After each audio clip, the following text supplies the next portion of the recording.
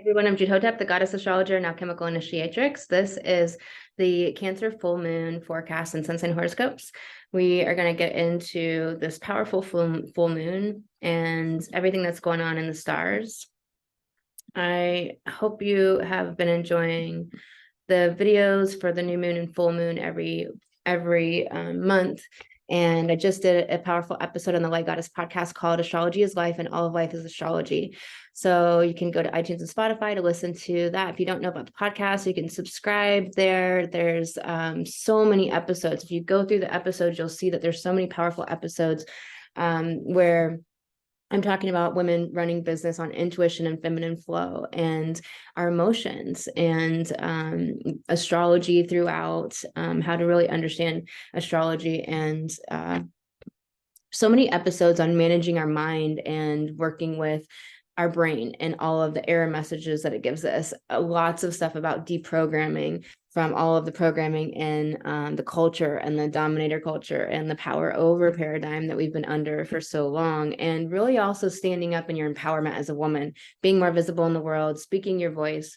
So we're going to get into the chart for this full moon. We're having a series of full moon at 16 degrees. I mentioned that in the last full moon that we had. And this full moon is no different. There's another one after this at 16 degrees.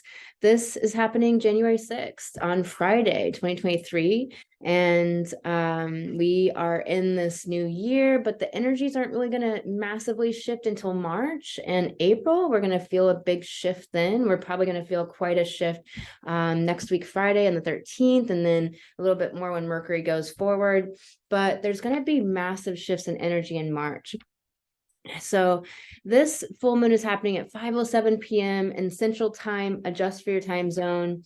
There is lots going down with this full moon. So a full moon is always in opposition to the sun. So this sun in Capricorn, that we're currently in Capricorn season, the season of building. It's the season of the fallow fields where the fields rebuild the nitrogen and the nutrients in them that will nourish the food to grow amazing, healthy food again. And this time of going really internal. Capricorn's a yin sign. It's an internal sign. If you notice a lot of Capricorn energies in the world, they don't really talk about what they're doing. They're just busy doing it.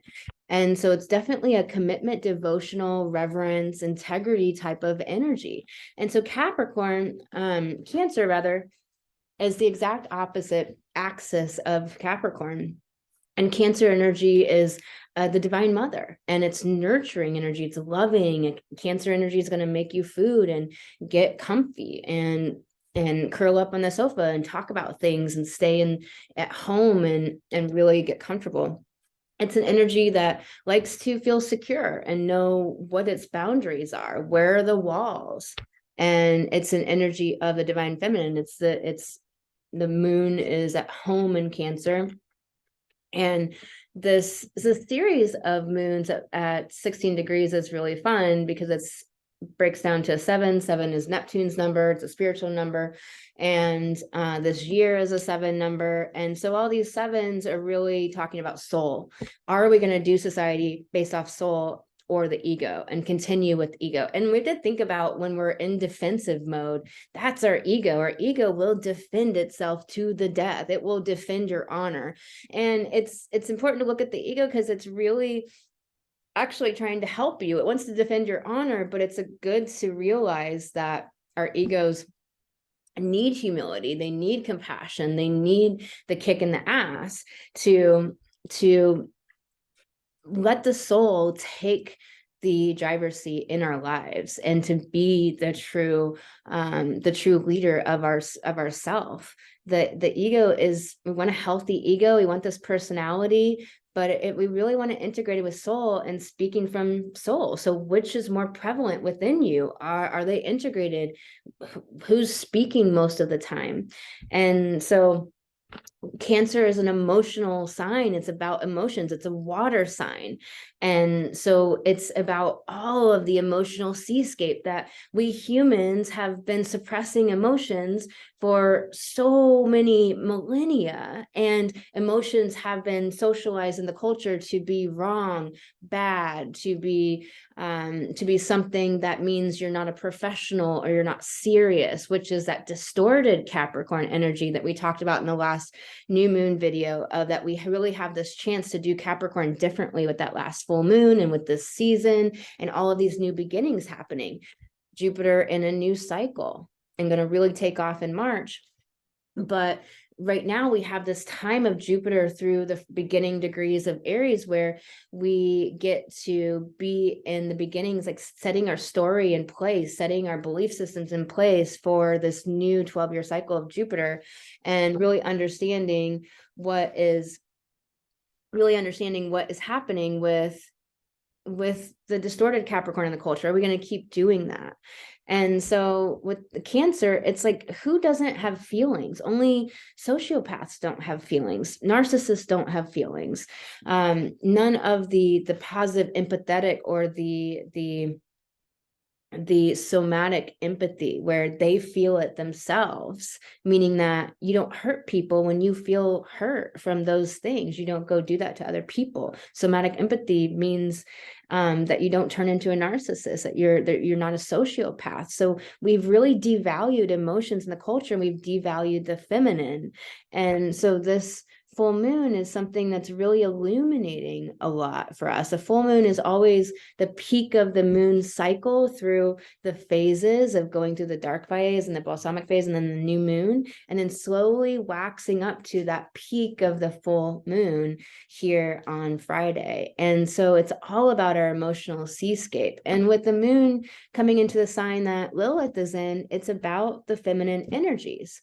And I'm going to speak to you a lot more about that, because we have some asteroids that are really prevalent in the chart. And there's a lot here about the feminine really having this massive.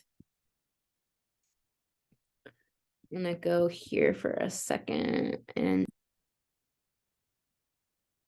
so with the moon coming into Lilith's sign and in the second decan, there is so much here about the moon being in the sign of the Great Mother, the moon being in a yin sign, a water sign, water being the feminine, the sweet water that makes everything grow and makes everything work. And Lilith is about our power and retrieving our power, particularly as women, meaning that we have to go through a lot of death and a lot of destructive energy, like anger and rage, and go through sacred rage practice to retrieve our power that was suppressed and oppressed in this culture for 5,000 years. So there's so much here about the sacred feminine coming forward and really coming alive in a really powerful way, rising to either even greater empowerment, greater visibility, and greater strength with this full moon. This is the time where Mars has been in this retrograde phase in Gemini. And I really believe that this is giving us the chance, and I really have collaborated with so many hundreds of women and hearing about what they're going through and my own journey, that women are really been rewiring their masculine energies and not running their business off of masculine energy, and trying to figure out what that even means, trying to figure out how to release the toxic masculine energy that we've been socialized to, habituated to, accustomed to. How do we do business? How do we do accomplishment when our energy doesn't match our strategy as a woman? And I teach that in Alchemical Goddess soul coaching. I teach that everywhere. And what I talk about every day on TikTok and what I talk about in the podcast, so many episodes are about this. And so it's like, how do we do it and rewire the masculine energy? The masculine energy, the divine masculine, is protective, it's loving, it's steady, and it is it is very secure within itself. It's not out there trying to prove its ego all the time. That's not divine masculine energy. Trying to get self-gratification all the time, trying to always fight for its respect and always telling stories about itself. It's like, that's not divine masculine energy. Divine masculine energy is just secure. It just is there. It's a presence. It's a presence that is very very hard to miss, and it feels understated in a way, and yet it's so big and hard to miss, and it's such a beautiful energy. It's protective, it's loving, and divine masculine is intuitive. So both the masculine principle and the feminine principle are intuitive, both of them, and both of them are loving. But when we have the distorted or the toxic aspect of it, which isn't about something against men. Men are dealing with their issues with this toxic masculine energy as well. And so are women. And so we're both all dealing with it. And I'm not trying to leave out all the other gender options that people feel they need to identify with, but and the masculine feminine energies, they overlap, but I'm not speaking about gender typically when I'm speaking about masculine and feminine principles, because they're within all of us and within humanity, but there is overlap with gender. And so we're all as humanity dealing with this rewiring the masculine energy. So it's not toxic anymore. And specifically for us, divine feminine soulpreneurs, who this channel is for, we have been dealing with the rewiring of our masculine energy. And with Circe, she has different ways you can pronounce her name, but goddess Circe, she was raped and protected herself by turning men into swine, and she has a lot of lore and mythology around her, and she was an enchantress, and she was a magician, and she was incredibly powerful. And so with her being opposite Mars in Sag, it's really saying that we have to step into our magic as women and re-own our power, reclaim our magic and our manifestation ability. Manifestation is so misunderstood. We must have an intention, but if you know what you want, you have an intention. Most people know what they want. If they say they don't, usually there's just a fog going on, and it's not actually that they don't know what they want. There's other things going on, but that intention, that's your intention, right? And then the rest of manifestation is simply, as a woman, to sense within what your feminine genius is saying is the next step, or what's important right now in this moment, and then to take inspired action on that. And so manifestation unfolds for you, and you're led to the magic. And we want to follow the magic with Circe here. We want to allow ourselves to be enchanted by our own light and our own feminine light and the galactic light pouring into the planet, and to really relish in that. And with Volcano here, this really like conjunct Circe and opposite Mars, it's really talking about the cyclical nature of life and how nothing's ever static. It's actually always moving.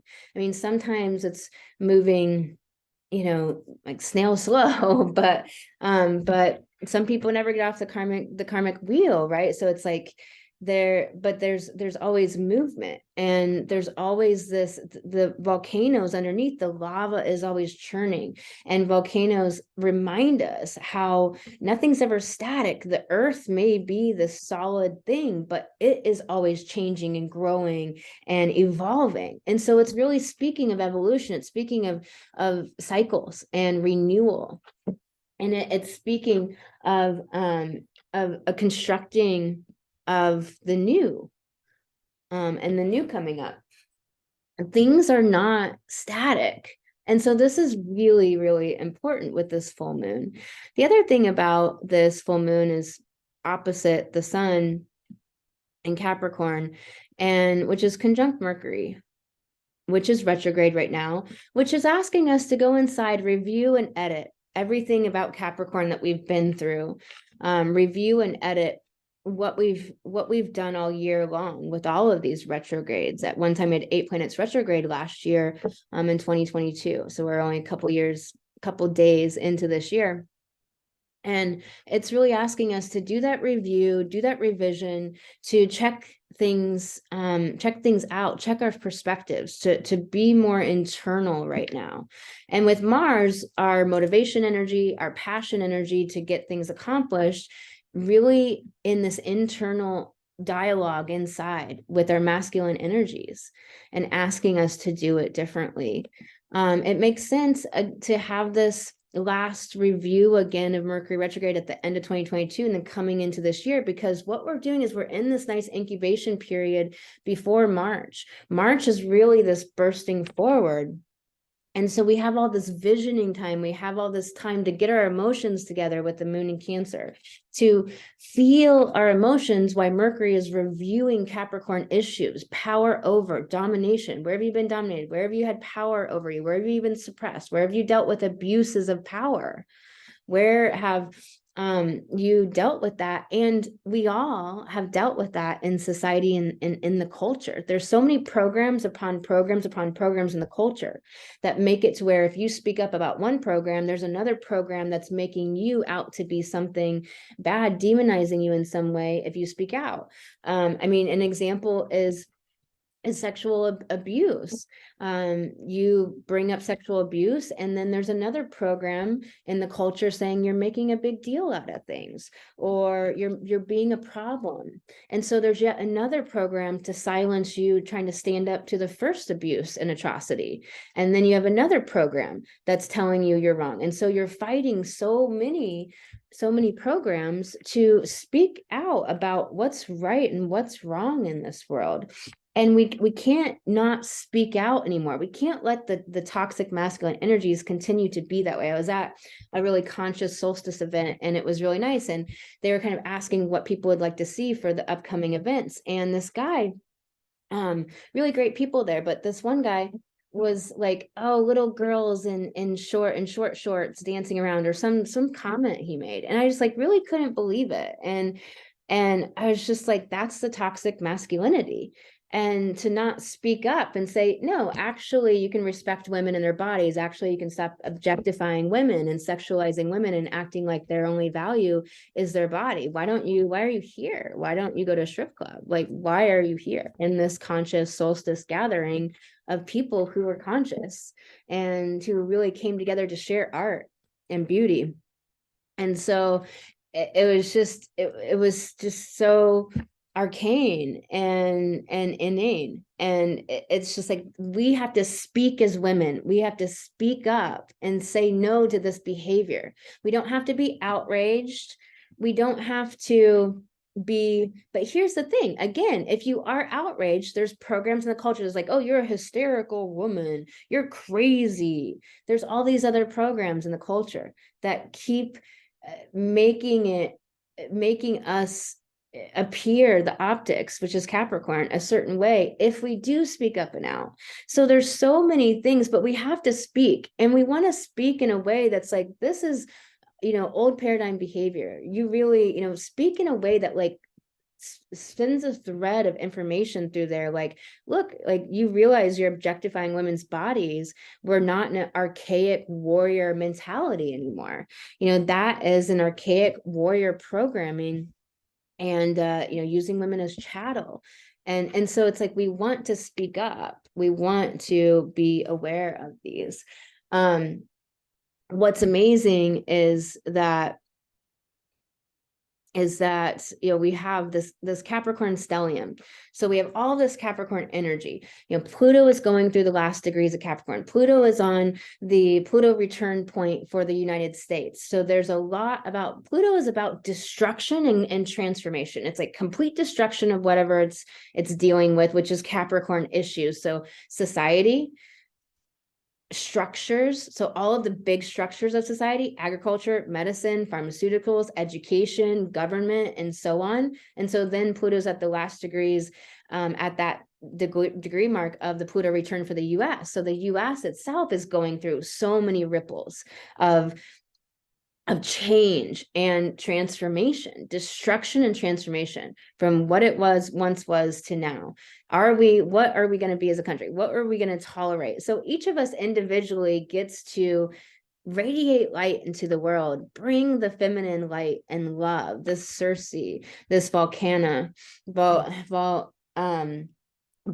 energy, this eruption of the feminine light, knowing you are an enchantress and that you're magical with that light, and that light dispels illusions and the programming and the culture that helps people snap out of it and wake the fuck up and stop doing that ridiculous behavior that I was just describing at amazing conscious events or anywhere in the world.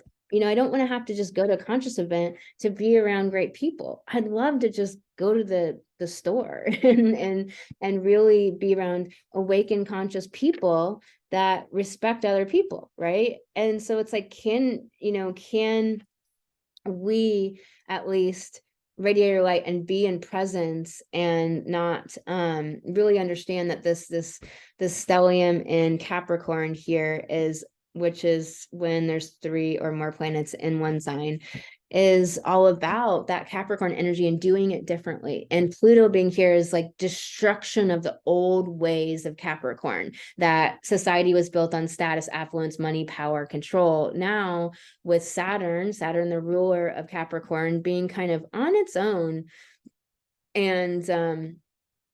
and at the 23-degree mark of Aquarius is in Aquarius, saying new society, Capricorn, new reasons we do society, connection, vibration. Do we align?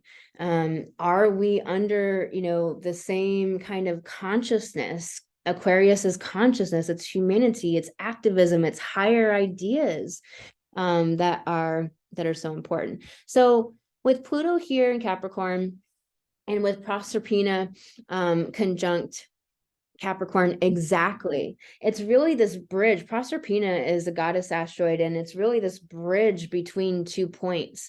And so the bridge between the old Capricorn world and the new paradigm of Capricorn. We want to do all 12 signs in life. They're areas of life to master. But really, Capricorn, distorted Capricorn, has been very prominent in life for a really long time. It's been deemed as what's important: climb the ladder, material possessions, get ahead, keep up with the Joneses, all these things that keep people on this hamster wheel going nowhere, really stuck in the matrix, stuck in programming, stuck in chasing their tail for money that they just make for other people. And so this Proserpina is saying that like this is a bridge between 2 places. Conjunct Pluto is like, Pluto is destroying the old ways and the old world and how it was. Women are rising up everywhere and being empowered, speaking out. We're healing all of the traumas of lifetimes of rape and being a concubine and being chattel and watching atrocities and our people killed and absolute mayhem, and watching having to kind of be in domestication or in suppression of our genius, or never being taken, our amazing ideas or genius being taken and stolen and owned by a man, and never being related to, like not being honored. The feminine that we bring, that nothing in life would exist or function or work. And we can see how life has functioned.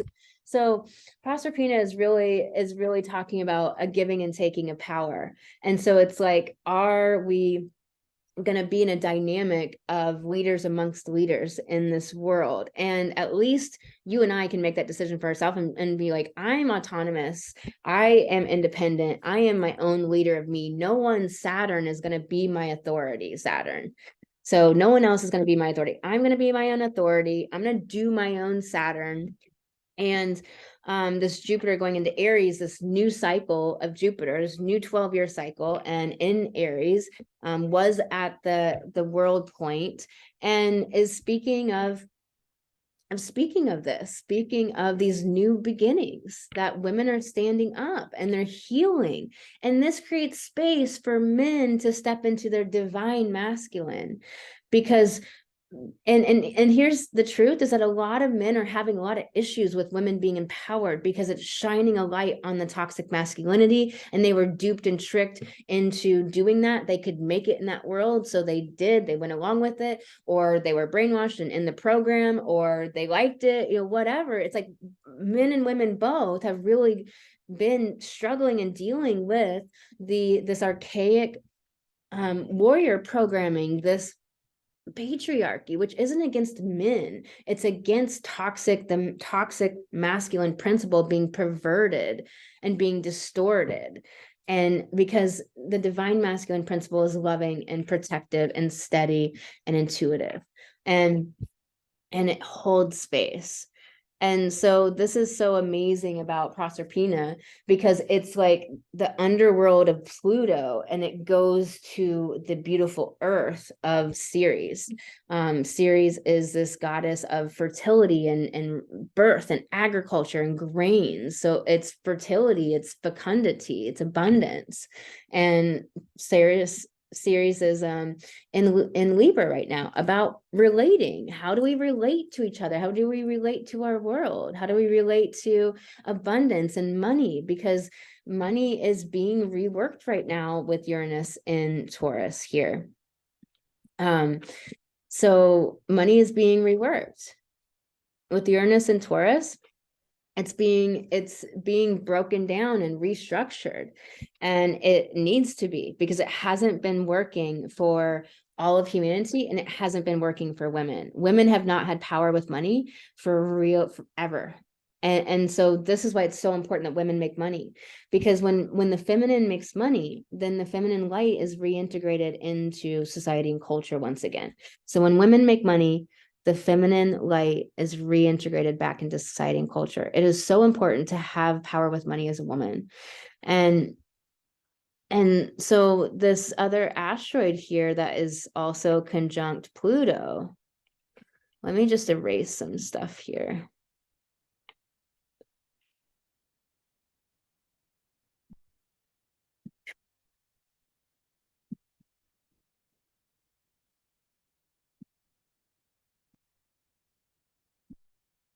This other asteroid here that's conjunct Pluto is this really important understanding of how we deny our own power.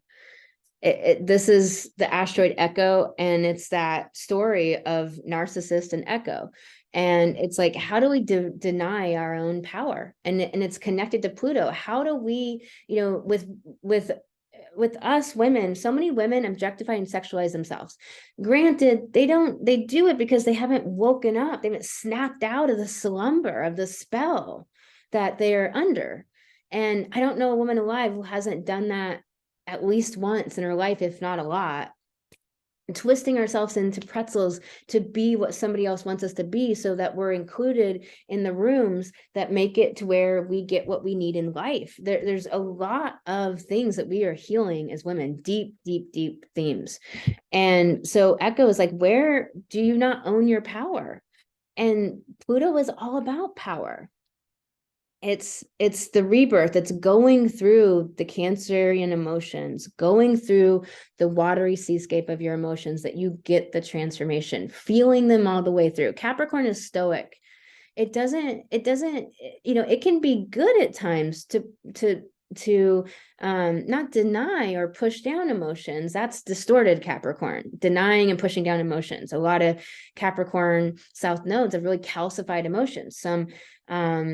Some people with a Capricorn moon have really calcified emotions. They're great at getting big projects done and being very ambitious, but their emotions are quite calcified. And it's hard to feel emotions when you can't even get at them, because they're so stuck. And I could think of a stalactite or a stalagmite. So it's that kind of energy. And so we get the transformation, we feel emotions all the way through. And so this is very much about your power. So this is super important with all of this Capricorn energy, that to do it differently, you decide how you want to do Capricorn in this world. And you can do Capricorn consciously and start doing society based on connection, vibration, on who's treating you with respect, who's has reverence for the feminine, what men around you can you help bring to the mission of the divine masculine, and by little bits of speaking up for yourself, owning your no and yes, not tolerating disrespectful behavior, not tolerating men objectifying women's bodies right in front of you, not tolerating this bad behavior. It's not bad behavior. That's not the way to say it. Tolerating the shit, toxic, masculine, damaging, violent, and abusive behavior. That's what it is. It's abusive. It's violent because it's violent to the feminine, because it's talking about women were owned. Just only 10 years ago, women could not get credit cards if they were stay-at-home moms. Just think about that. You're a stay-at-home mom and you can't get a credit card and pay based on your household income because you're not working a job outside the home. And so your job as a mother doesn't count. 10 years ago, that's not very long ago. We have to realize and connect to how it was not long ago where we couldn't get a bank account, couldn't own a home, couldn't own property. It's only 3 to 13% of property in the whole world owned by women. That is fucked up. That is fucked up. Statistics show that women make better money decisions, make better investments, calculate risk and assess cost benefit ratio better than men. And yet, who's in charge of our money in the world and banking? And so it's like, we want to understand these big, larger Capricorn themes. And we want to stand in our power because Capricorn, the sun in Capricorn, Mercury in Capricorn, and Mercury reviewing our Capricorn, where we take up space in the world. Capricorn's about where we take up space in the world. And I talked about this a lot in the last moon video. So this echo is like, are you owning your power? Are you owning your no and yes? I know so many women who sit there and say they want a product and then back out of it later and explain themselves. Don't explain yourself. Say, I'm no longer going to be purchasing this item. Thank you. Goodbye. You don't have to explain anything. I know a lot of women who just like ghost and just not show up, not answer, because they don't want to buy something, because they're not owning their no. Think about how many times women don't own their no, and they're in a situation where they're being raped and sexually assaulted and abused. Not owning your no means that our morphogenic field, the morphogenic field of resonance is not empowering more and more women. You need to own your no in the little tiniest of situations and in the biggest of situations, and own your yes, because that helps the morphogenic field allow more women to own their no and yes in really deleterious situations. When there's war, more women get raped. In other countries, women are having their reproductive organs mutilated and their vulvas mutilated and their labia just completely taken off. This is so wrong. In the Middle East, there's so many women can't have freedom and power at all. And so if you are in a country, if you're watching this, most likely you're in a Western country, and you have the ability to own your power, own your no and yes, speak up, practice it, let it feel weird, let it feel awkward, let it feel clunky. Think about this last piece to this that I'm going to say.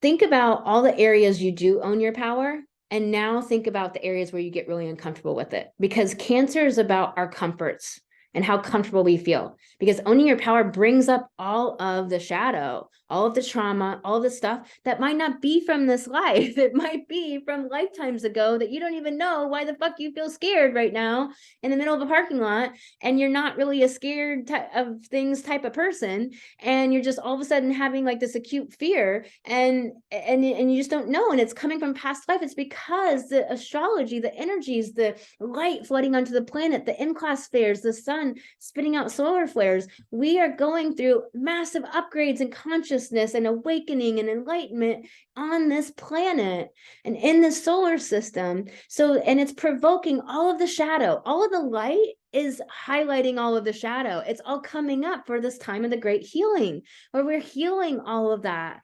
So we won't be acting from trauma any longer. So realize that you're dealing with stuff and cycles and patterns that are from lifetimes. They're not only from this one life, but they are from this life too, right? So think about how all the emotions that it brings up to own your power, and how awkward you might feel in the places where you're not, or where you haven't thought about it. Because you're like, oh yeah, I'm out there, I'm speaking, I'm doing this, I'm telling people no and yes over here. But where are you not? That's where we want to take a look and deal with the emotions that come up with that. Venus has moved into Aquarius. Venus in Aquarius is friendly. She wants to talk to people, hang out with people, be socialize, be out there. And what's amazing is Asclepius, this asteroid that Venus is conjunct, is all about healing. So Venus is the feminine in the sign of Aquarius, where Saturn's at, that is ruling all this Capricorn energy that's opposite this full moon, which is illuminating. It's opposite all of this Capricorn. It's illuminating everything that's on the other side of it, right? It's illuminating the Pluto and us being in review about our power. And it's illuminating how we're changing and going from the old world to the new world. And it's illuminating where we haven't owned our power, which can cause a lot of sadness when you start to realize, and it might make you not want to look at it, but go in and do that work and look at it. And so Venus is the sign of the feminine, right? It's a feminine energy in Aquarius, about vibration, the future, and new. And so this is the new Venus, the new divine feminine in Aquarius, about the future of the divine feminine, conjunct Asclepius, which is all about a miraculous comeback. It's all about revival and resurrection and rebirth and healing. So healing of the divine feminine, a resurrection. It's as if like, you are coming back from something that that you couldn't come back from. And so it's really, really powerful asteroid conjunct Venus right now, conjunct the divine feminine, both in Aquarius, about the future. So the future, it's right here, and we're building it, and we're going towards a new society, that Saturn Uranus conjunction, Saturn society, Uranus, new, the future, awaken. So awaken society in June of 2032. So we're building, and we're in this time of the great healing. We're in this time of the shamanic journey, going through the shadow lands, doing the healing, having experiences, helping others to heal and awaken, shining our light big, getting out of our ego, stop being defensive, stop, letting our ego fight for our death, and realize what it's doing, like put the ego in its place and saying, no, I'm going to let my ego, grow some humility and step into my soul and bring my soul forward and bring that feminine, soft, gentle energy. What is wrong with soft and gentle? Our culture doesn't really honor the need for gentleness. It doesn't honor softness. And this Cancer energy is just that. It's a motherly energy. It's the mother's giving you a hug and is there for you and wiping the tears and knows what you need and is intuitive, instinctual, is responding from instinct and intuitive knowing and wisdom. It's channeling from within constantly what is needed in any given moment. And so Venus here conjunct Asclepia is all about the divine feminine healing that is happening on this planet, and the resurrection of the divine feminine within Aquarius humanity. So insanely powerful, with a trine to Ceres, fecundity, fertility. Just so much is happening here. Some other things that are really important, Jupiter, having went into Aries, it's new beginnings, new cycles. But when Mars goes direct on the 13th of January and gets out of shadow in March, finally, then we will really have been through this rewiring of the masculine period. And then there'll be this launch, this bursting forward, this launch forward in March. So this period is kind of like this incubation before March of the new that's going to be blossoming and that's going to be blooming coming up. And so let yourself heal, be internal, vision, let yourself change and grow and evolve and do things different, and stand up for your power, your no, your yes, what matters. Speak up as a woman. Please, please, I implore you to stop not speaking up as a woman. If you realize you didn't speak up in a moment, then think it through and realize, okay, next time this happens, now I've been through it, now I'm ready. Next time it happens, I'm going to speak up in the moment, because sometimes we don't realize what's happening until after, and the moment's kind of gone. That's just life. But then next time, identify it sooner and be like, no. And you don't even have to be mean or rude. You can just say, hey, objectifying women's not okay in my presence. Respect women, or you don't get to be around them. It's not welcome here. The toxic masculinity is not welcome here. One of the tricky things I find with men is to talk about the masculine and toxic masculinity. I think that it is too wired to the masculinity that men are striving and taught in the culture to strive for and to have. And I think it triggers the fuck out of them. So finding words that can honor men, to give them grace and space to possibly step into their divine masculine, because all of us humans have been under this duress. When the Kurgan people came into the goddess culture times where fear was eradicated, there was no war, there were no weapons. That's why they couldn't defend themselves. So they didn't have war and they didn't have weapons. That wasn't something that was part of their like paradigm or world. And men and women lived in equality, and the goddess and women were revered and honored for their feminine light and their intuition and their seeing. And men and women were equal. When the Kurgan people took over, they took the men and killed them.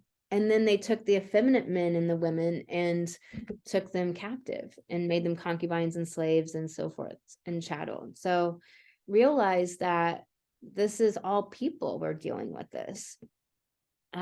Jupiter in this new cycle, it's so powerful. It's so important. Opposite Ceres. So it's our autonomy. Aries is about our independence and our autonomy. Are we going to be sovereign within ourselves? Not letting somebody do our Saturn for us, our authority for us, and deferring to Neptune, the projection of the media telling us what to be afraid of and what not to.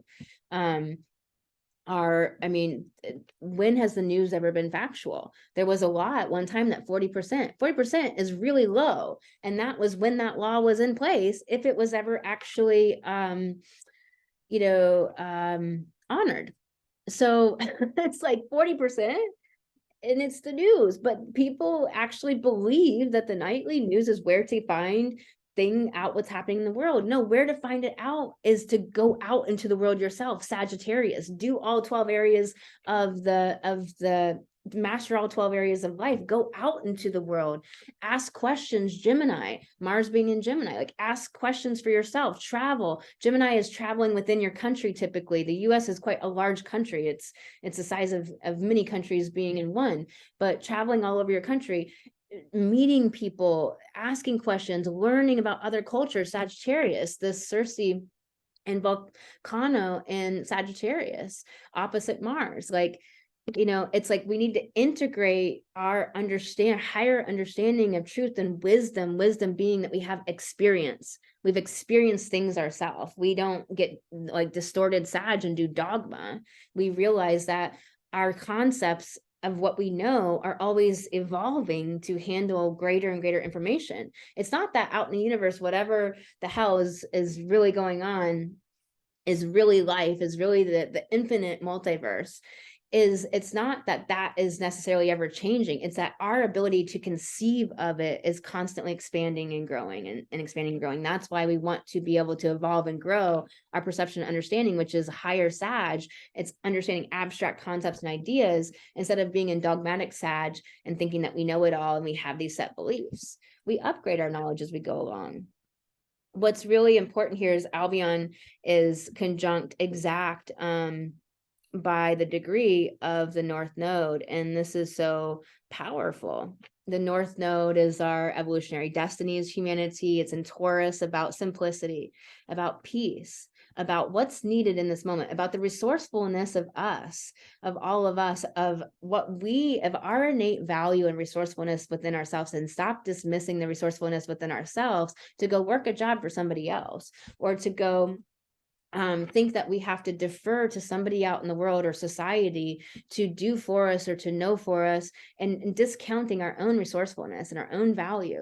And Albion is all about emancipation. And so it's conjunct the North Node, which is in the sign of the divine feminine, Taurus.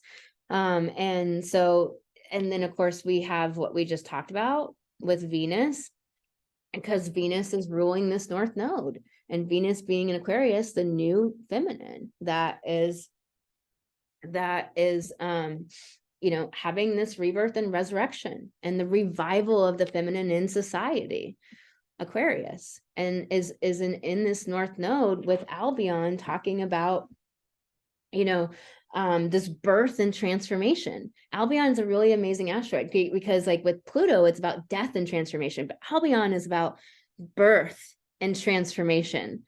So it's like we are birthing this divine feminine rising that is going to have the compassion for the toxic masculine energy to rise up into the divine masculine, and to not fight ego with ego, but to stop fighting and just bring love, bring light, dispel the illusions and the programming, which is the Circe here, conjunct Volcano, which is like eruptions and, opposite the masculine energy that's being rewired, Gemini. So this chart is insanely amazing. The astrology for this full moon is so insanely powerful. We have Hermes' son, Pan, which, is saying, be untamed, be wild, be your wild feminine, be untamed. Do not let yourself be domesticated in your mind, in your emotions. Have big emotions, be yourself, be outrageous, be interesting, be fun, be playful, be wild, be free, be in this untamed place. And, Uranus in Taurus is, of course, like bucking the status quo. Taurus is the status quo and what's been, right?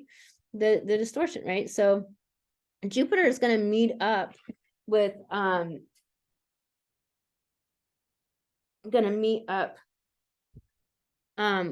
Celestia, and so it's nearing that conjunction with Celestia. And Celestia is photonic light energy. It's magical mermaid, photonic light, magical, feminine, beautiful, divine energy of light and magic. And, like think of the mermaid quality. It just feel free. You feel liberated. You feel fun. You feel playful. You feel loving, orgasmic. You feel happy, joyful, you feel that creation energy. And so Celestia is that mermaid energy and that photonic light energy. And so Jupiter is nearing that conjunction of her and Aries, of sovereignty in our magic as women. It's the release and the sovereignty of the feminine, the beautiful light energy, the light returning to the planet. And so it's not even just the feminine, it's the light. Celestia is like the magical light, the photonic light. And so in Aries, it's a new cycle for Celestia. She's at 6 degrees Aries. And so it's this beginning again, Aries being the start of the zodiac. So a new beginning, but it's the autonomy, the sovereignty of the light coming and returning to Earth when we've had darkness for 5,000 years. So there's everything here about the magic and stepping into your power, which does mean that you have the challenges of the emotions, the big emotions, the dark emotions, the tough emotions. Really do the energetic work. Get Reiki weekly. I don't go without Reiki weekly. I do it myself, but I also have it done for me by someone I really trust their Reiki, and it's so amazing, so powerful. Really take care energetically of yourself, because we're being upgraded on all these levels. That energetically, are you taking care of yourself? So important right now. So this is a magical chart. I'm going to get into the chart for all 12 signs and do the sun sign horoscopes for everyone. There'll be chapters here so that you can just move right to your sun. So if you look at your sun, that'll be your solar chart. If you look at your rising sign, that'll be your natal. And if you kind of combine the two, you'll have a great synopsis of what areas of life this full moon is really particularly affecting for you. So just 1 second here.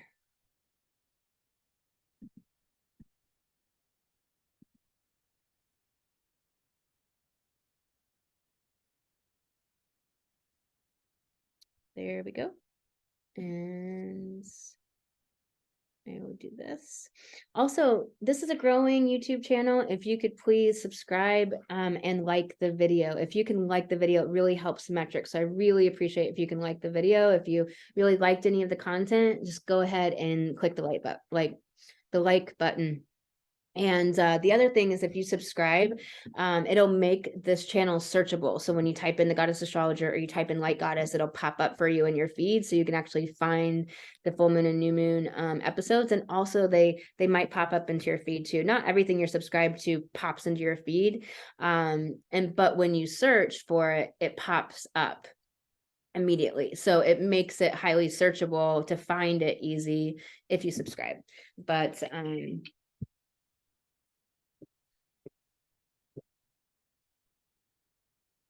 that is really helpful to the channel if you're getting a lot of value from this. So lots of love to you all. And I'm going to go into the sun sign horoscopes for all 12 signs. Also, lastly, if you love the astrology here and the things I talk about and really want to be with other women in sacred community, come into the goddess retreat. What we do is we deep dive into your personal astrology. You gain greater self-love than you ever have before, because when you start looking at your own astrology, you start understanding your whole life and why this happened and why this was like this, and you start understanding the things about yourself probably that you were judged for, probably that you were admonished for, are the best, most amazing gifts about you, but people in society didn't respect it or didn't like it, etc. So you start to really begin to love yourself in profound and deep ways that you really didn't know you ever could. And we really take problems and we turn it into our power. So really gather together as female community. It begins on January 13th is the official launch of the Goddess Retreat. Every week we're going to get together in community on Fridays, and this is time for you to just set everything else aside and just do something for you and relax and dig into your chart. You can do as much or as little as you want, but it's going to be powerful every week. We're going to take one planet and I'm going to teach on it. And we're going to talk about all of our charts collectively together. And you're going to learn astrology like you never thought possible and realize that you already know it. It's in your heart. It's just everyday life. And you'll start to interact with life in a really different way. Because the thing is, if you start to learn the 12 zodiac signs really deeply, you will deal with life so masterfully, way more masterfully than 99% of the population, because you'll understand life in a different, completely different way. You'll really get life. You're like, it will make sense. You will understand challenges. You will understand phases. You will see the distortions and the programming and the culture, and you will be in a more empowered place. So it's incredibly powerful. To join the Goddess Retreat, go to thegoddessastrologer.com, thegoddessastrologer.com, and click the banner at the top of the page. It is $23 for 14 sessions, and I might end up doing a few more beyond that. So for 14 sessions, it is $23. So come into for 2023. So come into the Goddess Retreat with all of us women there. It is going to be amazing. I did kind of a soft run in December. It was very powerful. I did 3 classes. It was so much fun. So I can't wait for the official launch January 13th, right after Mars goes direct. So I'll see you all there, and we're going to get into the sun sign horoscopes right now.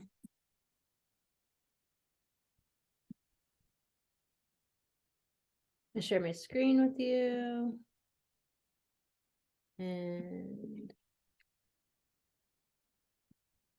all right, I'm going to get into it. So Aries, So this full moon is happening in your house of roots and comfort zones, how you feel secure. It's also the house of like, once we've really completed our personal journey of like knowing who we are, then it's this time of this integrated self that then starts to look outward. It's really this important placement of like, are you whole within yourself? These other, it's the house that begins the next quadrant of houses. And so we've come through the first house, second house, third house. We've come through looking at our own innate value, to looking at communicating in our mind and how our mind works and understanding ourselves through our mind. And then we came in from the first house of just wanting to be free and to have our own unique personality. And so it's this house of like integrating that. Do we have enough of our who we are-ness? And with you being in Aries, there's wanting to be independent and fierce and fiery and initiate and go into things. The other thing about this full moon is it's that initiating energy, but it's initiating intimacy and initiating the divine feminine light. And so it's like, where are you bringing that divine feminine light? Are you allowing yourself to integrate that and feel like an integrated whole person to now begin the next phase of really going into self-mastery? And it's really also looking at your emotional seascape and how do you handle your emotions? Do you exercise, which is the Aries thing? How do you take care of yourself with your emotions? And if we look at Venus in this 11th house of community and humanity, your audience, with the resurrection of the divine feminine, the healing of divine feminine energy in society. And we look at the North Node in your second house of your innate value and really realize that there is this energy of birth and transformation happening in understanding your value, no longer dismissing your value, and understanding the resources you have within yourself to create magic in this world, to create the projects and the structures in your business, to bring powerful, important things to this world through your business, your speaking, and your work. Really understanding the magic of who you are. And Circe and Volcano are in your ninth house of being this visionary and kind of asking like what is the magic of your vision? Are you believing, Sag, in the magic of your vision? Are you believing in the magic of this adventure of life that you're here to lead, and how powerful it is, which takes often the volcano, the transformation, the death, Pluto here, and rebirth, and all this Capricorn energy is in your 10th house of your business and your visibility, how you take up space in the world. And so there's probably been some destruction to the old way. It could just simply only be the way you perceive it, or it could be real destruction and towers having happened during this Capricorn season, but also with Capricorn, with Pluto being in your 10th house. But Pluto's about transformation. It is often forced transformation, but when you go into it, it's the wisdom that you retrieve is the wisdom your soul carries on lifetime to lifetime. You actually get to keep that abundance. So really important. This full moon, like think about your sense of security and safety and comfort, and where you get that from. Do you get that from the inside, or have you been trying to get it from the externals? Because that always will change and be destroyed and be created anew again. It will never be stay in place. So it must be inside. And inside there's always a renewal, but there's some sense of soul that is this connection, this thread that gives you your sense of security. So look at that, Aries. Definitely, and cardinal Cardinal signs are about initiation and beginning something. So this is beginning and illuminating a lot in your emotional world, how you handle your emotions, what you make them mean, if you make them mean something bad about you or that something's true. Emotions don't make sense and they don't mean something's true, but until we release emotions, they make it seem like it's true often. So you got creator fire. And of course, being a fire sign, that taking action is no problem. And so it's like saying, like, this initiation energy, how are you going to use this energy to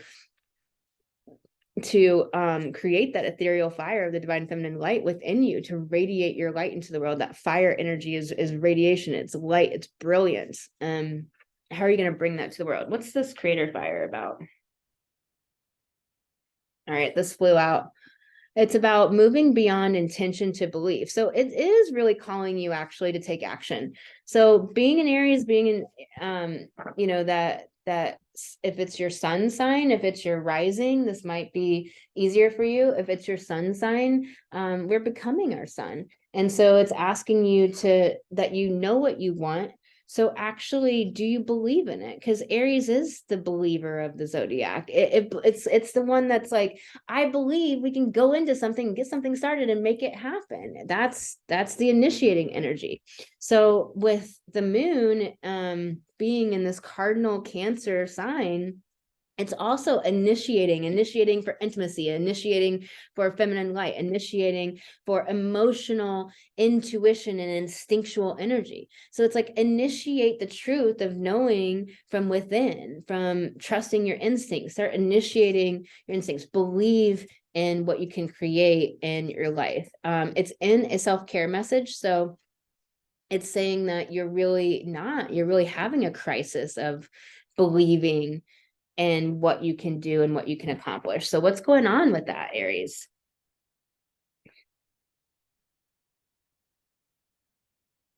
And I've got accept and receive is in the self-care message as well. So it's like, are you able to actually be in your body, embodied, rooted in your breath and connect in? Or are you spinning in your head too much? Because it's like, that's where we receive the divine downloads. That's where we receive our sensing self that knows exact right action to take, inspired action. And since this is a Cancer goddess full moon, all about the instinctual self, the instinctual nature, I'm going to pull a goddess card for you. So you have Primavera, she who begins, launch, actualize, and potential. So you really hear the message, Aries. It is asking you to take action, but take inspired action. Believe in your vision, believe in yourself. And sense from that instinctual nature inside, Cancer, and then take inspired action upon that. And you only have to take one action at a time, at a time, at a time. And you know inside what to do. It's not coming from the externals. If it's coming from the externals, it's not yours. It's somebody else's authority telling you what to do. All right, Aries. Taurus, this full moon is happening in your third house of mind and communication and connection and ideas and instinct and intuition. And it's really in this, like, do you know yourself, who you are in the mind sense, in the sense of ideas? Because we have the lower manas, the lower mind, and the higher manas. And it's like, are you letting your lower mind drag you down? It is important to feel all of our emotions and release them and use great techniques and to work with what's the message here? What's the reason this emotion's coming up? Why is it arising? But also, are you letting it drag your mindset down into dark places that you're not able to just get out of? And are you like running your life from ego? And so this full moon is really this rebirthing of this instinctual self, that the mind is running from your senses, from your instincts, and no longer running on just the mind ego energy or the externals or looking out there like, what should I do? Thinking, what should I do? Instead, this full moon is saying, let your mind, what should I do, come from your sensing, instinctual, knowing feminine self. That's what this full moon is about for you. This North Node conjunct Albion And Pan is in your first house of identity, is saying, be wild, be free, be completely untamed. What does that look like for you? Where have you been tamed? Where have you been captured and held?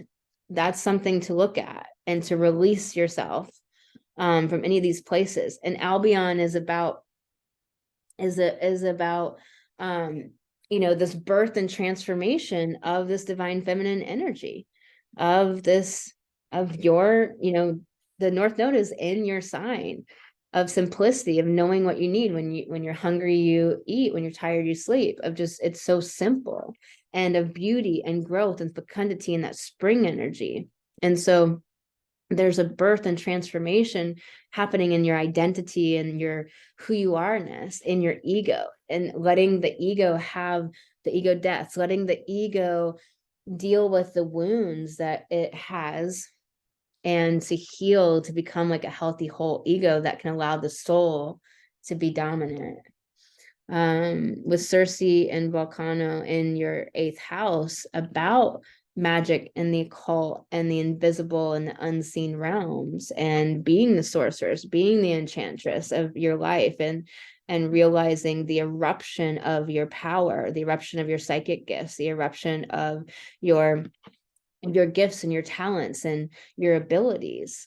Opposite this Mars in your 2nd house, of rewiring your masculine energy to really allow the resourcefulness of who you are, to lead you and guide you from your instincts and your sensual self.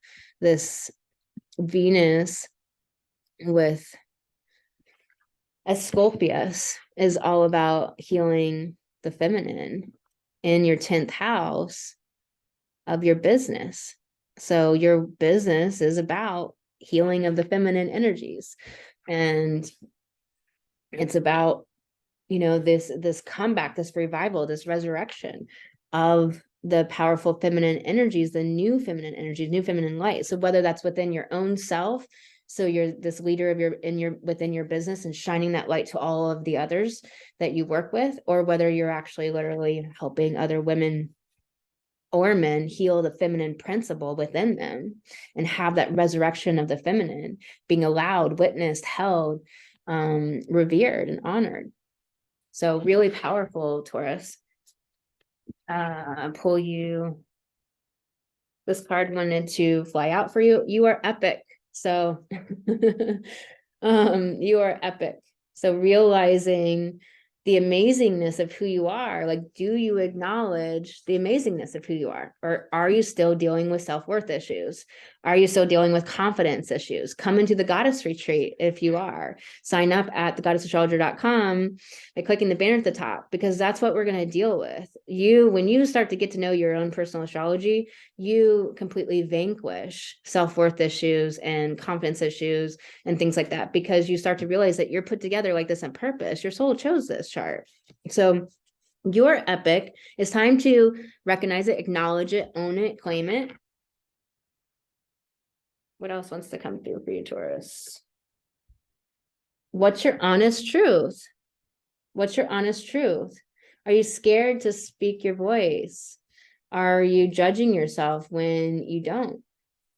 So what is your honest truth? Make a mission statement for your soul. You have all upright cards, Taurus. So this is all amazingness. Make a mission statement for your soul. So this is about really realizing that soul is forward, and that what is your soul saying? Like, are you connected? Like, what's the honest truth in your heart? So are you listening to your heart and your soul to really hear the honest truth of you inside? Are you taking a few times out through the day to just get in breath and heart and in body and get back into your body? We fly off into the ethereal a lot of times, the astral, to these galactic realms, and we fly out of our body. We also often can kind of just check out or go into the mind. So it's like, are you bringing it back down into your body to really ground and connect to the higher planes in a grounded place, in a grounded, connected place? and pull you another card. What's this about? So you got lead your metamorphosis in protection. So allowing transformation, allowing healing, allowing yourself to rest when you need rest, allowing the process and the timing, and the that you may not be able to do everything your ego is pushing and wanting to do. That's the rewiring of the masculine, is to stop pushing, stop that striving. When you trust your feminine energies and your inner sensing, it leads you to everywhere you want to go. But there's such a push in the culture to accomplish and get to a destination. Well, if you're trying to get to a destination, you never arrive. You're always trying to get to a destination. And that is not fucking fun life.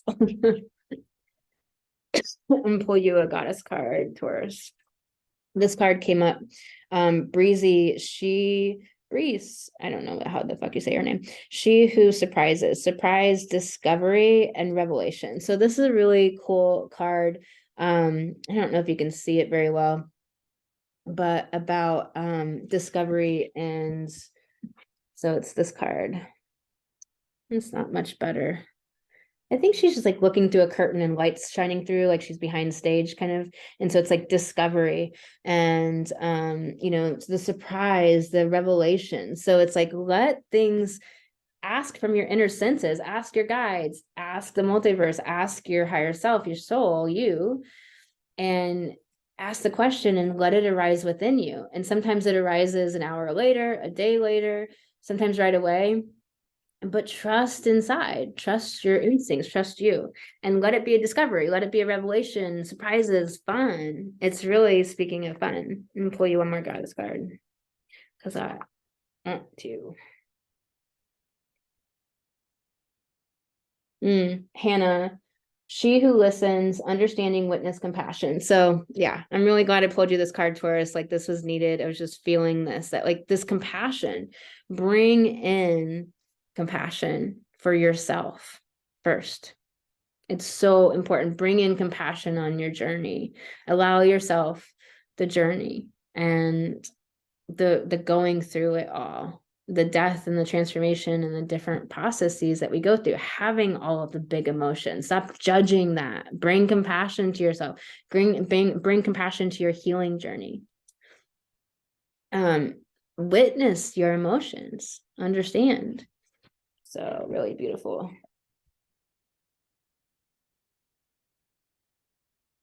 And this card was just like sticking out. I don't know how you say her name either, but it's she who guides, new path, guide, renewal. So being a divine feminine soulpreneur, you know, being a guide, a leader, it's no joke. You know, there's that song like it's hard out here for a pen. Well, you know, being a leader, we go through the shamanic journey, we experience it ourselves, we experience what we are helping humanity through. So sending you lots of love, Taurus. Come into the goddess retreat.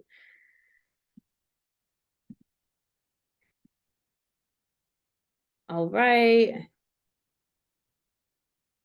Gemini, this full moon is happening in your second house, about your innate value, about your resourcefulness from within you. That's what gives you security, is what are your skills and talents? What's within you that creates value in the world because of who you are, because of your light, because of your wisdom, your instinctual nature, your intuition. And full moon in Cancer is about our instinctual intuition, our deep inner sensing nature, with Lilith here about your power as a woman, and in your second house of your self-worth, your confidence, your money, your prosperity.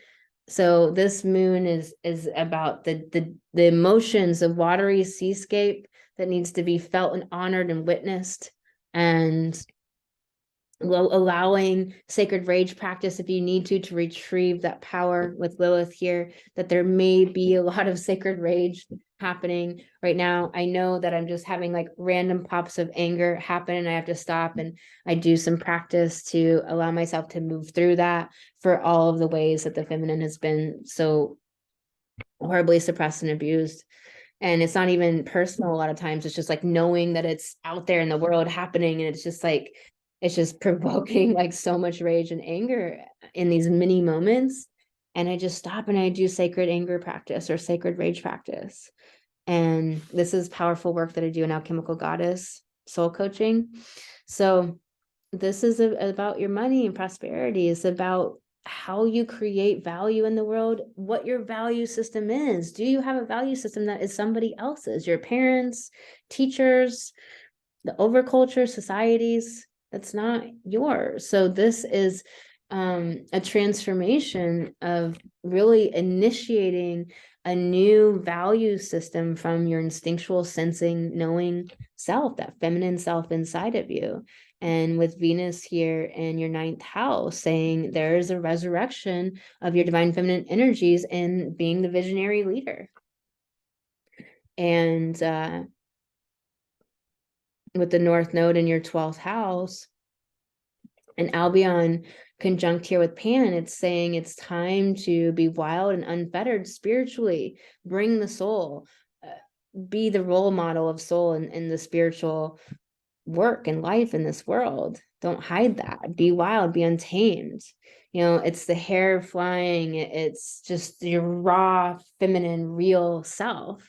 You know, it's like our blood from our period. It's just so like put down and squeezed shut and held tight and don't want to smell and all these dumbass shit, you know, in our culture, when tribal cultures used to put it in the bread and eat it. So it's like, you know, it's like let loose. And also with Albion, it's really about this birth and transformation of this new feminine way of simplicity in your like, you know, dealing with healing in with the karma and the past life stuff.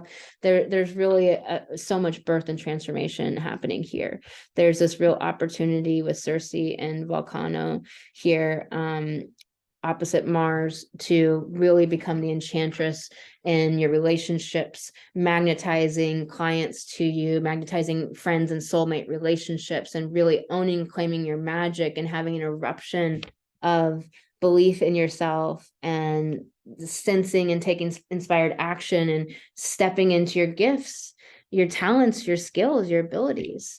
As you're rewiring your masculine energies in your identity of who you are, being a Gemini. I'm going to pull your cards, Gemini.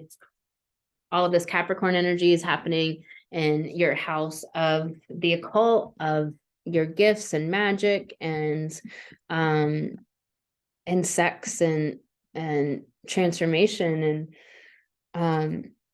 and so it's like this Capricorn energy is like rebuilding that, this kind of death and with Pluto there, this complete destruction and transformation.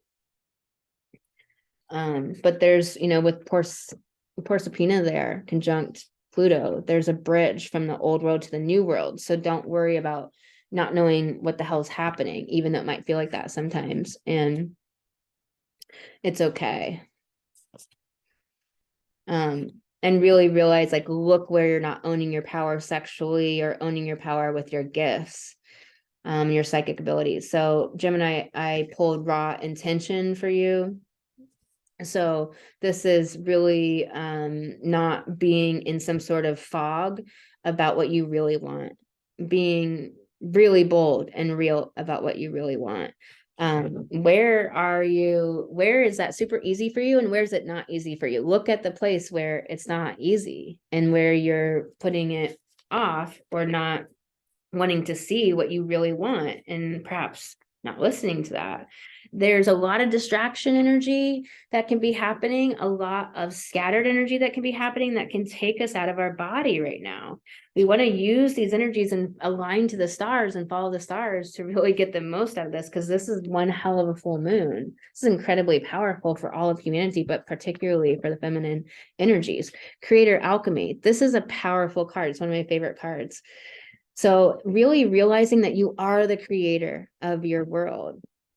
And we create through relationships. We create through bringing our value, this being in your second house of your value, your resourcefulness, the gifts and talents and skills within you, you creating your products and services in your business, you making relationships and connections and collaborations with people. That's all you doing that, bringing your light, standing in your light and your joy and compassion, bringing all of that compassion. That is powerful.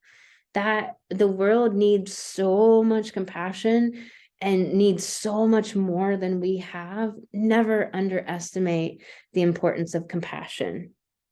The other thing, I actually forgot to mention this in the main reading, damn it. But there's so many septiles and quintiles in the chart. There's so much flow and magic and otherworldly energies, the galactic energies just flooding in to help us right now.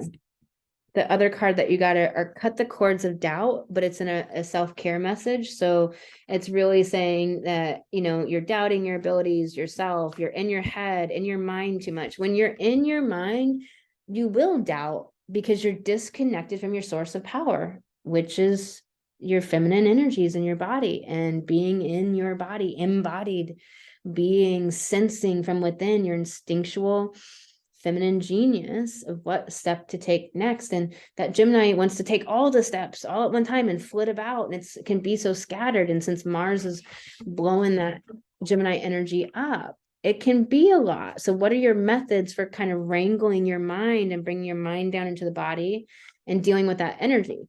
Maybe don't overdo caffeine, maybe exercise, walk, moving meditations, things that help clear out the fogginess from the mind being too many ideas, too many downloads, or too much in the place, and come out of the astral and etheric fields down into your physical body to ground that energy. So really important, Gemini. I'm going to pull you a goddess card.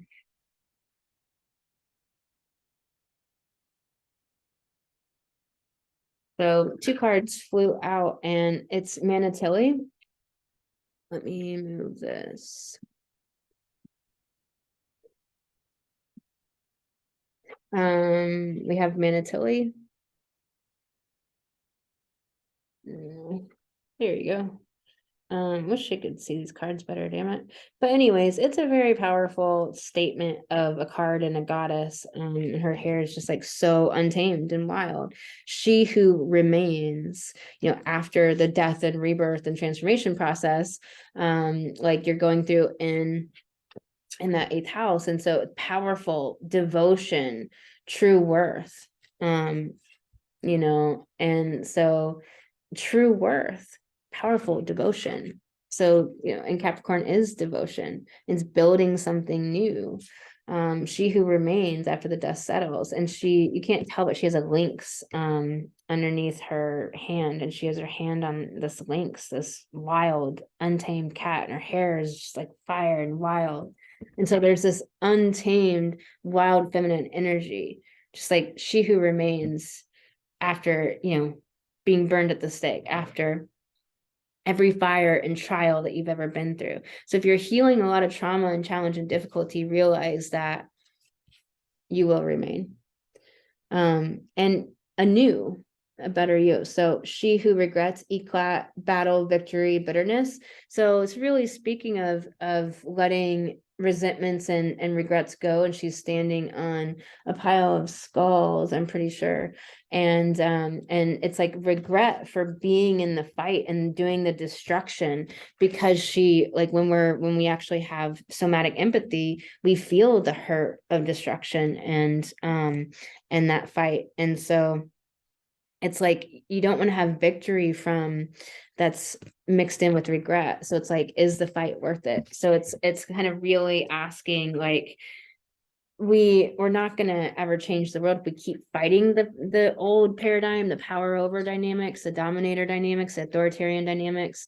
We're never going to change it. The way we change it is we don't have to fight it. It's being dismantled, it's being changed. So all we have to do is actually create and build creator alchemy what you want to see in your world and in your business, and do the healing work inside, because that's when you can radiate your light, which completely dissolves the programs out there. Just simply you shining your light and being this transmission of divine feminine light dissolves the programming, the illusions.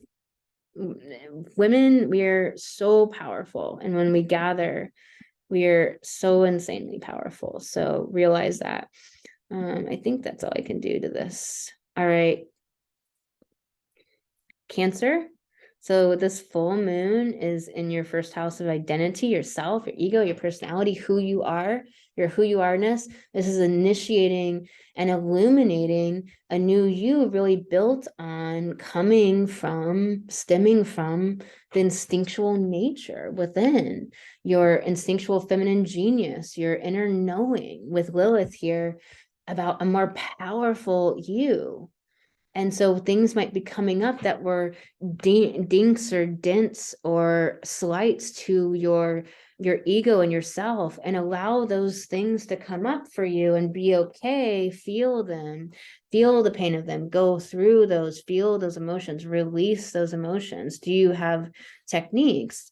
I talk about that so much on the Light Goddess podcast, and also that's a huge part of what we do in Alchemical Goddess. So it's like we really need real techniques to be able to release the pain of not being seen, or not being, or being invalidated, or being suppressed, or just straight abused, or going through trauma. And so allow yourself to have the big emotions and let them come up and out and through you, because it'll give you the transformation, on the other side. This Circe and Volcano in your sixth house is speaking of bringing your enchantress magic and erupting the feminine fire in your day-to-day work, in your life force energy, being organized, running your schedule. Like, this is where you can really bring some magic and use your gifts to lead you and guide you. You're really integrating and rewiring your masculine energies more so in a way that's coming up karmically, coming up in past lives. There's a lot coming up around it. There may be a lot of unconscious stuff coming up that is pushing you to be a different way, or wanting you to be some way from external forces. This North Node in your 11th house is asking you to really gain more simplicity when it comes to building your audience, when it comes to connecting, collaborating with others, making friends, and being social, and doing projects with other people, of really bringing the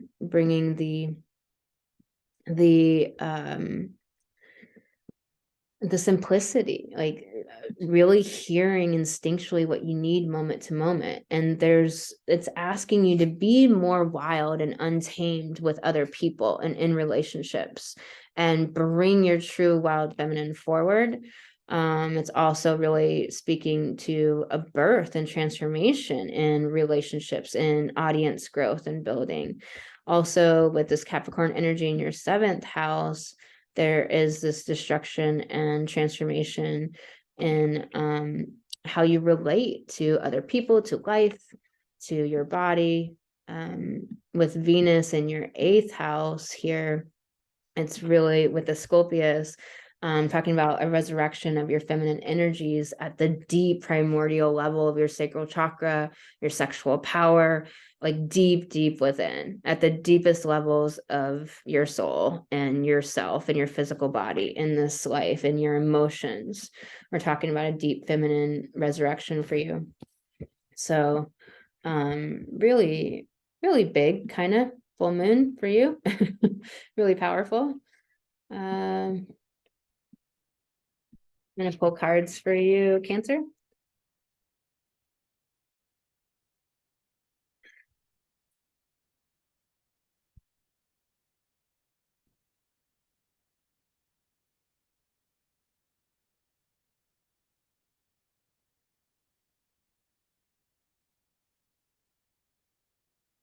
Cozy up with risk. It's in a self-care message. So it's asking you, like, Are you really unwilling to branch outside your comfort zones? It's really important because we don't create anything new and grow and transform and get more data and information if we never step outside of where we're comfortable. And also, why are you uncomfortable? That's something to really look at. Is it confidence issue, self-worth issue? Is it your progressed moon and a phase you're going through? What's going on for you? Creator air and a self-care message. So the thinking and all of the thinkingness, are you thinking in a productive way that serves you, or overthinking, overstimulated, too many ideas that aren't helpful? What wants to come through for Cancer? Lead your metamorphosis in upright position. So be the one that is in charge of your healing and your transformation and your process. Like, you be empowered and understand the cyclical nature of life, that when listen inside to when you're healing, to what you need, needing more rest, needing more sleep, needing to journal, needing more sunshine, like really listening that, like, you lead yourself and the changes and the transformation, meaning that not letting an external voice tell you what's right for you or when is right for you. Pull you a goddess card, Cancer. Renee, she who hopes, love, hope, relationships. There's like a frog underneath the bridge. So this really, to me, is like longing and wistfulness. It's like really distorted Neptune, distorted Pisces. It's not helpful. I don't really believe in hope, to be honest, unless you're below hope, and then it's like, okay, let's have some hope. But I don't really like hope. I don't think it's useful, to be honest. I don't think it gets you anywhere. I think inspiration, love, beauty, I think those are the things to bring in when you're going through some of the depths and the darkness or some of the lower moments, to bring your frequency up. Listening to certain high frequency books and transmissions is really powerful. There's a lot of transmissions that are calibrated really high in the map of consciousness. I taught about that in the last video. You can watch the beginning where I kind of taught about the map of consciousness. And when you listen to transmissions that are really at that higher level, it raises your frequency too. That's why people travel all over the world to get to avatars and enlightened beings and monks and Buddhas and these different enlightened people, or that are at really high frequencies, is because it actually raises your frequency and it doses you and helps you like be in this vortex of bliss. So she who hopes, are you hoping and longing and wishing, instead of really understanding, like listening inward and taking inspired action, and realize this is a time of incubation, this time of visioning, this is a time of an inward time right now until Mars goes direct and is out of shadow in March. So you have Carly, she who frees, liberation, unrestrained freedom. So she who frees, freeing others by radiating your own light. It's so incredibly powerful. Don't ever underestimate the power of compassion, the power of love, the power of caring. And that Cancer energy does that so well, right? So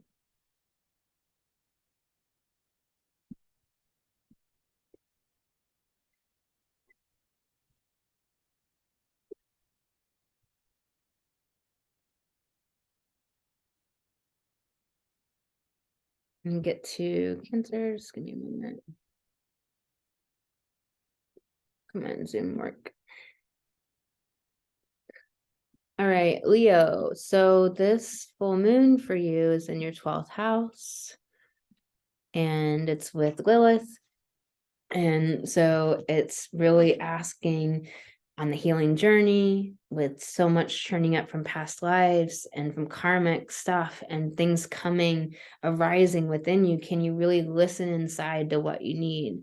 Can you really let that guide the healing of all this past life karma and traumas? Can you let your instinctual, intuitive self lead your imaginings and imagine something beautiful and positive from your emotional, instinctual, intuitive place? Because our imagination is the scaffolding that we build reality upon, that we create the tangible, that we make our projects and our products and services, that we make our marketing copy and send emails and create our whole business around. It's all of the things we imagine. It's the Neptune, the Pisces, it's the visioning and the dreaming. And so it's like saying, like, coming from your instinctual self, not that mental mind stuff, coming from the deep light that you are, and coming from your divine feminine knowing. And so it may take some going through a lot of emotions. Cancer moon can be really emotional. The fire sign likes to take action, but like, are you feeling your emotions? Are you feeling them all the way through? Are you asking for their messages and the importance in them? With Pan and Albion here conjunct the North Node in your 10th house of divine calling and your business, your soulpreneurship. It's saying be wild, be untamed, let loose, be more free and liberated. Are you bringing the wild feminine forward? There is, this this birth and transformation happening in your business, and really coming from the divine feminine light in your business, moving into greater simplicity, wholeness, really coming from more of it's really like a blossom, a bloom, like a growth energy, like a really abundant, fecund energy. There is all of this Capricorn energy in your 6th house of redoing the way you work, a complete destruction and transformation of the way you work day to day, and of your life force energy, the way you live your lifestyle. So there's a lot that you're building here, a lot that you're reviewing, and a lot that is kind of being destroyed and transformed here.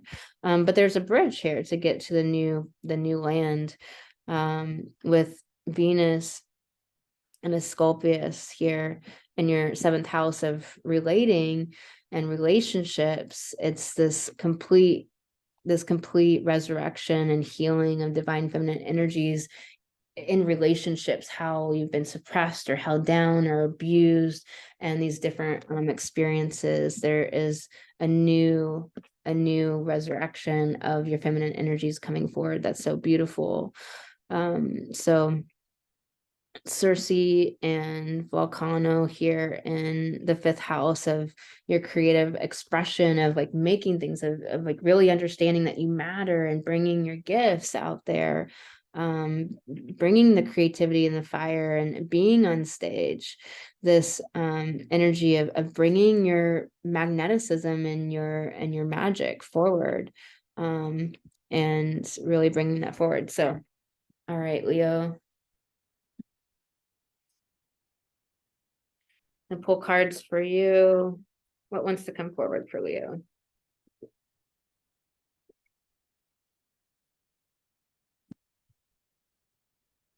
All right, what wants to come forward for Leo? So cut the cords of doubt. It's in a self-care message. So lots of doubts coming forward. Like, what is the doubt about? Really ask yourself how you can stand in greater confidence. Are you letting your mind run away with you and tell bad stories about your life? What is this about? Raw intention, really getting to the truth of what you want, like clearing the fogginess and the distraction energy and all of the mental chatter to get to the truth of what's really important and what you really want. Like, that's the most important thing that's coming from soul, coming from your heart. So overthinking can spoil the magic. So that's what I was sensing, that there's just too much in your head, too many ideas, too many downloads, too much happening. And so it's like, do you have the like certain techniques that you use to manage your mind in a way that serves you and to deal with the thinking in a powerful way? And we do that work in Light Goddess soul coaching, and talk about it a lot on the Light Goddess podcast. Also, how do you manage your mind? How do you deal with the mind? Do you let it just run amok, or do you look at your thoughts and say, like, this is serving me, this is useful, this is helpful, this isn't? So I'm pull you a goddess card, Leo. This card wants to come up for you, Shiala, and she who creates, creativity, originality, spontaneity. And so it is that Leo energy. It is creation energy, creativity and spontaneity and originality. Leo is original. It is individuality and what is so beautiful and unique about you. So it's giving you a really powerful message. Get out of your head, start creating, get into that happy place and that more joyful place. All right, Leo.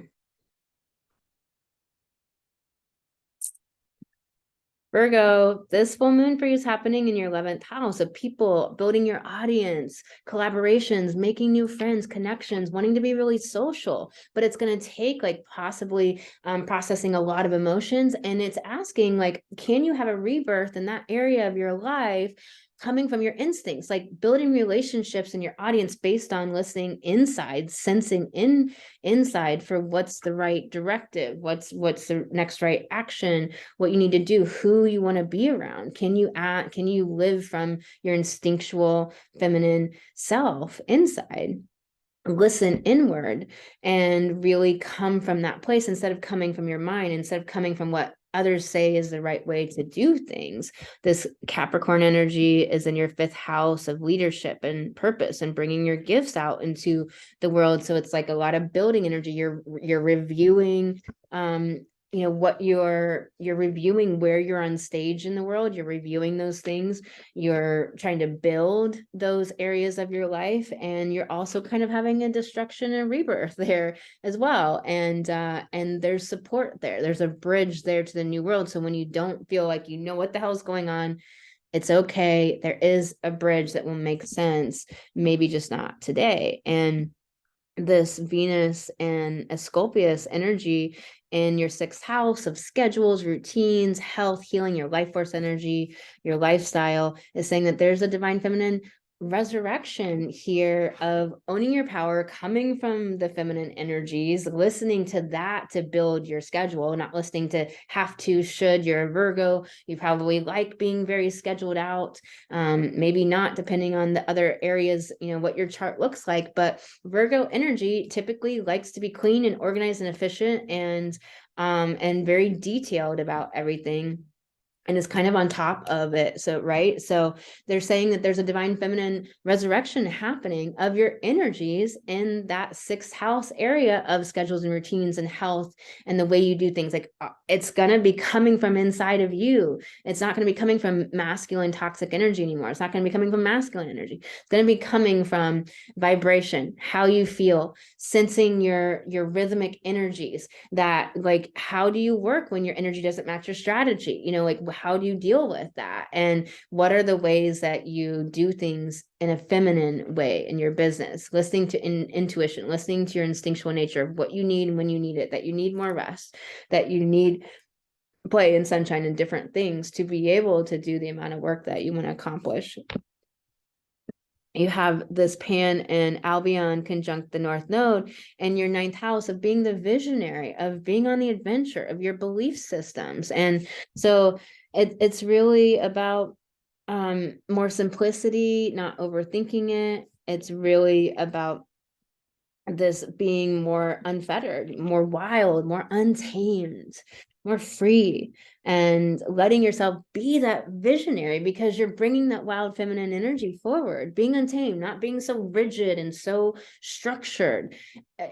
There's a place for that, but that's only one of the 12 zodiac signs, is structure and lines to color in between. That's only one of the signs, a few of the signs. So obviously that's not what we're supposed to do in all the time in every area of life. So realize that, let yourself be wild and free. And there's also this birth and transformation kind of happening with your divine feminine energies in your visionary leadership in this world, with Circe and Volcano conjunct in the 4th house, opposite Mars. You're really rewiring your masculine energies in your business, like the way you work, and no longer working from toxic masculine energy and from masculine energy in your business. And then how you use your energy is really, it's coming, your business is like what's provoking it. or your mission, your sacred calling is what's really provoking that rewiring. And the Circe and Volcano is saying that, you know, bring your magic and your emotional seascape. Understand that's where your magic really derives from. Feel your emotions, allow them, trust them, love them, be with them, look at the messages there. So really powerful, Virgo. I'm going to pull you some cards. This card came up for you.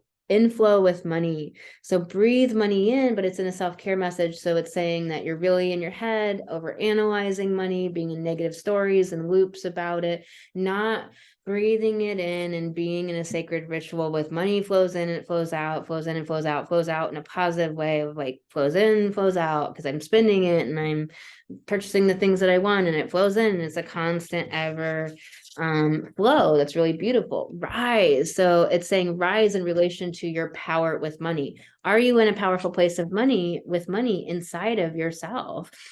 With your knowledge, with looking at your numbers, with taking care of your bookkeeping, doing your taxes, all of these things. So rise and believe in your abilities, that you can figure out and handle anything. You might have to ask a question, might have to find out some information, learn something, talk to somebody, but there's always a way. So celebrate your wins in a self-care message. So it's saying you're not really acknowledging everything that you do well, that you do. You're not really honoring the good in you. You're not really seeing all of the amazing things you do and acknowledging it and honoring it. You're not really taking stock of every little thing you do, the energy output and the work involved in that. And it's really important to acknowledge that,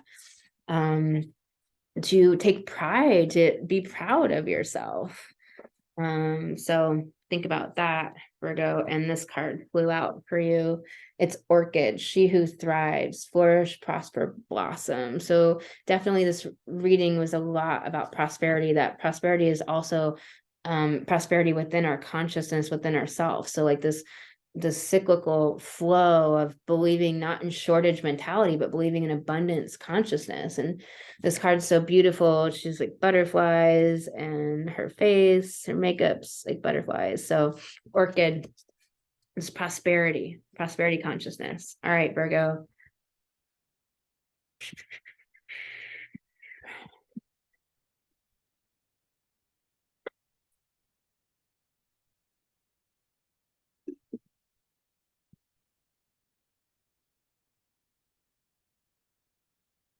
Libra, this full moon for you is in your 10th house of sacred calling, career, your sacred mission, what like taking up space in this world is really, this full moon is saying, you know, come from this instinctual, feminine, beautiful, intuitive, knowing place within yourself, take up space in this world, own your power. Lilith here, you might have to feel all the feels and emotions, and definitely it will nourish you.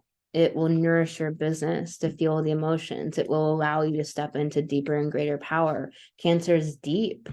It wants to be deep. It's a deep sign. And so it will allow you to step into deeper power within yourself and take up space when you go into that emotional seascape.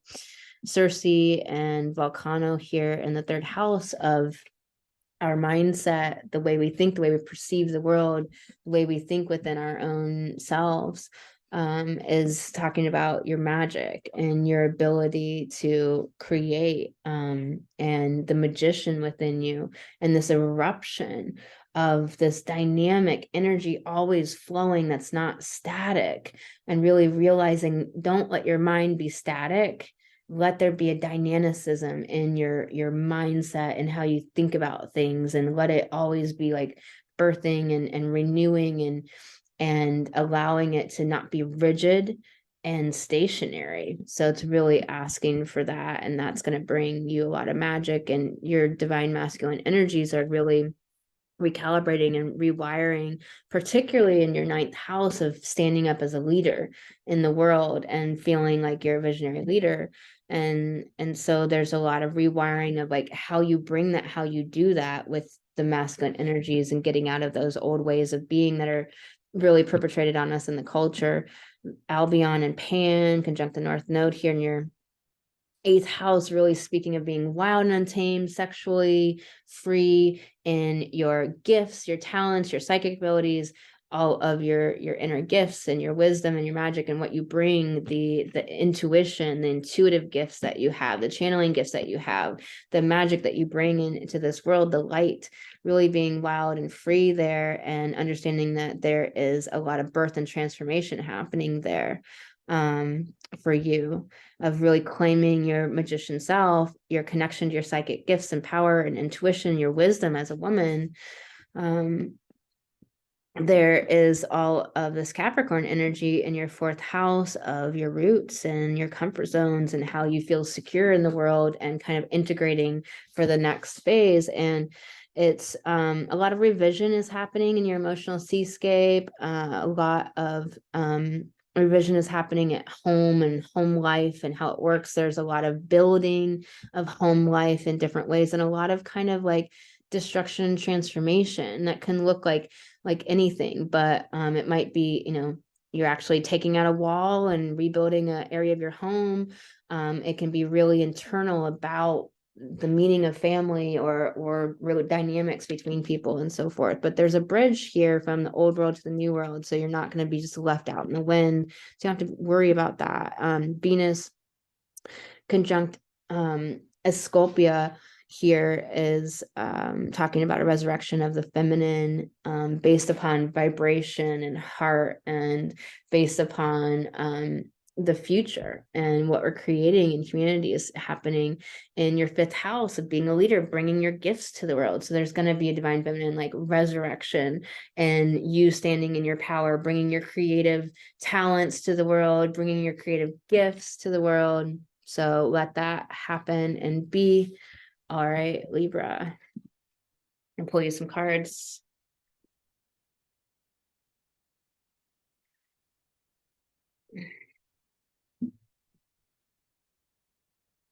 This card wants to come forward for you. Befriend the word polarize.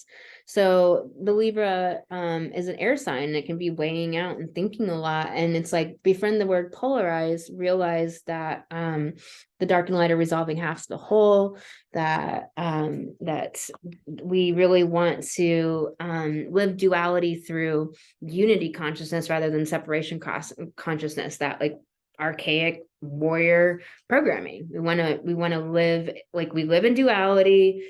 There is duality in the earthly plane. It is. So it's like, can we do that duality from a sense of from unity rather than separation? So one step ahead is all you need. You got this card. You don't have to worry about 10 steps ahead and the bigger vision. Just what's the next thing you need to do? What's the next thing you need to do? Like give yourself a break and really listen, sense inside. Listen inside for what that is. You got this card, magic happens when you most expect it. It's in a self-care message saying that maybe you're not expecting the magic to happen, the beauty in your life, the accomplishments, the things that you're wanting and desiring. So it's like, expect it, expect the good, like look at your belief system and what you're thinking and feeling and looking at. Like, are you expecting the best? So it's something to really think about, not think about, it's something to really redo the way you think and expect the good. Like, where are you not expecting the good, and start looking at that part of your thinking and going, like I can retrain this shit to, no, I'm going to expect the best because that's not the experience I'm going to create in the world. You have Entrante, she who enfolds, swath, embrace, self-care. So, looks like a snake. Anyways, swath, embrace, self-care. So, Entrante. So it's really calling for deep self-care right now. Deep care of you, care of your body, rest, not overdoing it, really listening to what you need and following through on what you need to take really great care of yourself right now at a deeper level. this is a deeper level. With Cancer in the 10th house, it's deeper. It's that like you will need that to be able to be seen in the world. All right, Libra, sending you lots of love, and I hope to see you in the goddess retreat.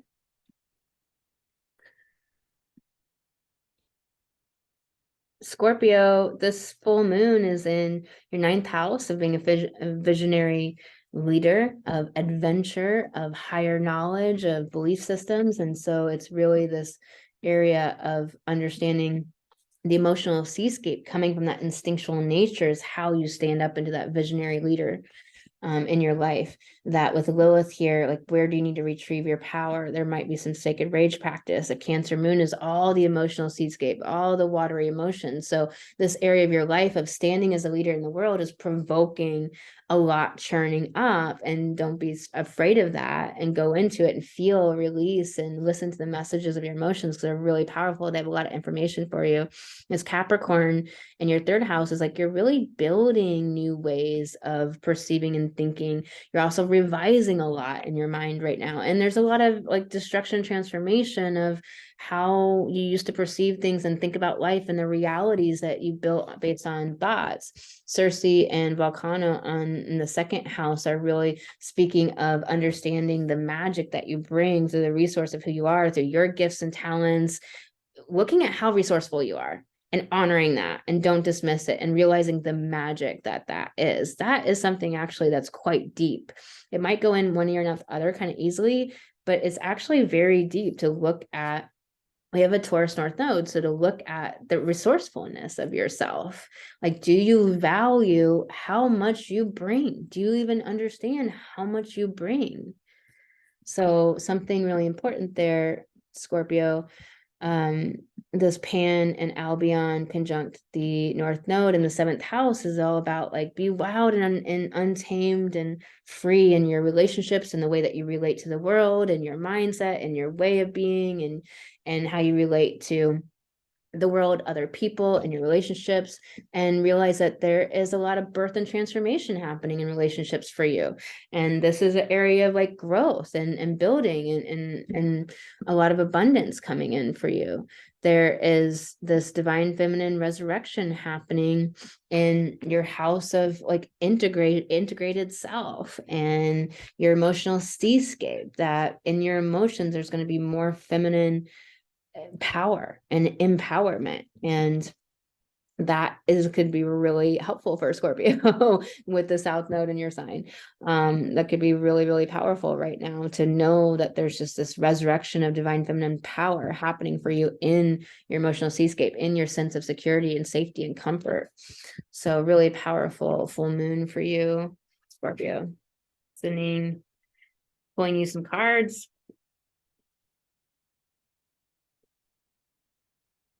I think it's raining. It rains here a lot. I really like it. And I thought the sky was going to drop out this morning when I was walking, but find your sacred flow. Find your sacred flow, all this orange energy, all of this like life, sunshine, joy energy. It's like this, and the light doesn't show up very well, but it's actually like a really nice peach color. It's like peach, like peaches and peach. Find your sacred flow. So it's are you really flowing from the rhythm of your energies and your heart, listening to when you need sleep and rest, listening to not a schedule or an external or other people or what you should do, but are you listening to your own instinctual knowing and the rhythms of your energy and your power? You have creator air, overthinking. It's in a self-care message. So there's too much thinking that isn't helpful, that's running you into dark holes and dark places. Remember, like, our mind only knows what it's already seen. Like, it doesn't know anything new. New comes from within yourself, and comes from the galactic energies and channeling through from within your intuition, within your instincts. It doesn't come from the mind. So the mind is like chewed gum. It's just like chews on stuff constantly. So like, do you have techniques and skills that you use to manage your mind? Because we must manage our brain, otherwise it just runs amok and it just talks, constantly judges us and puts us down. And like, are you managing your brain? Like, it is a real skill and it's a life skill. So cozy up with risk, meaning that like, are you hiding in the scorpion hole and not really getting out there in the world?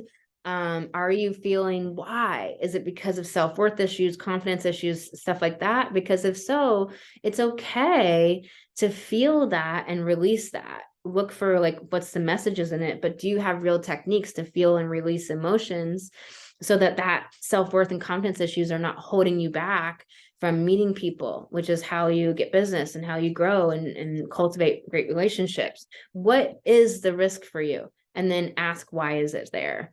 And then you'll really get to the heart of the matter. Like, why is this thing supposedly a risk? Because I don't know like how many things are that risky, really, right? Especially when you're really embodied and you're really in your intuition and you really are in the sacred flow. Is it really risky?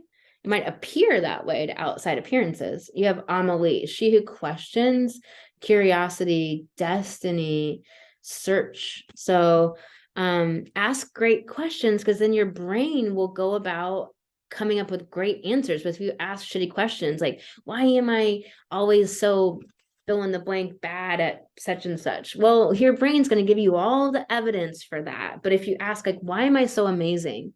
Your brain's going to start working on that question and going to start coming up with answers. So ask great questions. This is so important, Scorpio. All right. I hope to see you in the goddess retreat.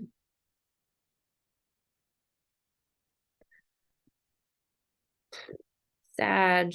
All right, Sag, this full moon is in your 8th house of death and taxes and transformation and rebirth and the occult and the mystical and the magical and your gifts and talents and your guides. And it's in this house of sex and pleasure and orgasm. And it's saying like, are you coming from your instinctual self and your sexual life? Our sexual life being the actual, the literal, but also metaphorical for how we're turned on in life, what we're passionate about, what motivates us, what do we desire, and how do we go about getting it? And so it's like, really, like, are you coming from this instinctual, this empowered, intuitive knowing within you and allowing everything you want and instinctually need to be okay? Or are you judging it and putting it wrong? Or are you saying that the outside world is where you're supposed to get your how to or your what to do from? And that's just not true. It must come from inside, from your instinctual nature, from your sensing self. And here, feel your emotions, sex, these types of issues, your gifts, spiritual things are going to be probably provoking a lot of emotions, a lot of like where you have been submissive, where you've given over your power, and there might be a lot of anger and rage to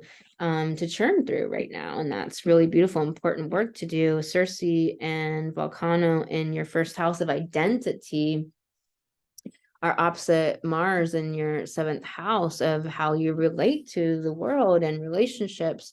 And so it's saying like, really tap into the magic and the power you have within you, within this beautiful vehicle of your soul, your personality, a healthy ego. Like, look at how powerful and enchanting a healthy ego is, rather than the ego constantly defending and fighting. And Volcano, like talking about how everything's dynamic and constantly changing, and that nothing is static and stationary and idle. And so Mars here in the 7th house is like really coming from a different place in relationships and how you relate to everything, not from toxic masculine energy, but from a renewed place. And this Pan and Albion conjunct the North Node is in your house of schedules and routines and healing and life force energy, health. So there's this like being more wild and free with your routines and and your schedules, letting yourself really listen inside to your instinctual nature and what you need.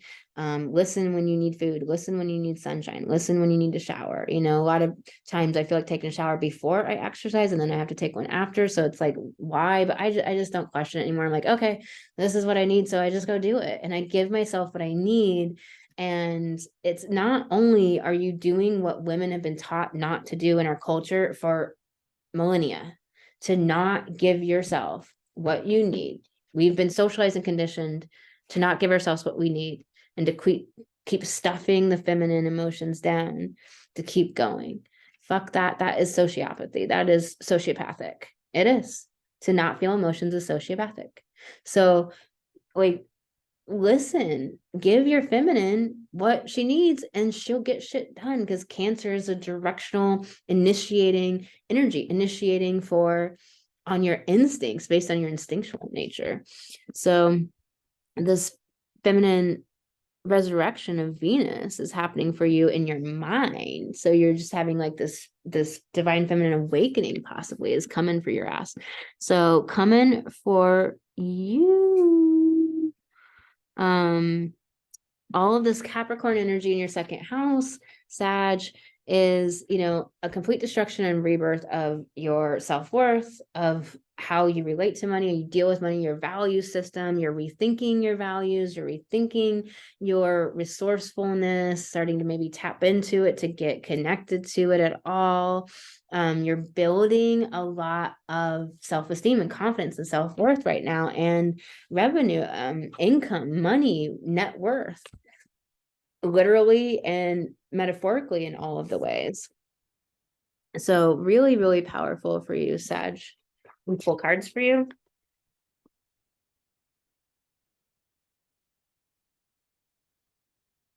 Integrate your knowing in a self-care message, and it's the fox, it's that feminine energy. So it's like, are you stepping and allowing that feminine energy, listening to your knowing? Integrate your knowing, meaning that like you are listening to your knowing when it comes up. You're getting your knowing, you're getting your feminine genius, your instinctual nature constantly telling you, do this, do this, do this, do this. But integrate it. Are you listening to it? It's saying you are not. It's saying you are ignoring your inner voice, your inner self that's telling you exactly what you need and what to do and the right things to do for you, moment to moment, every moment. It says you are ignoring the shit out of it.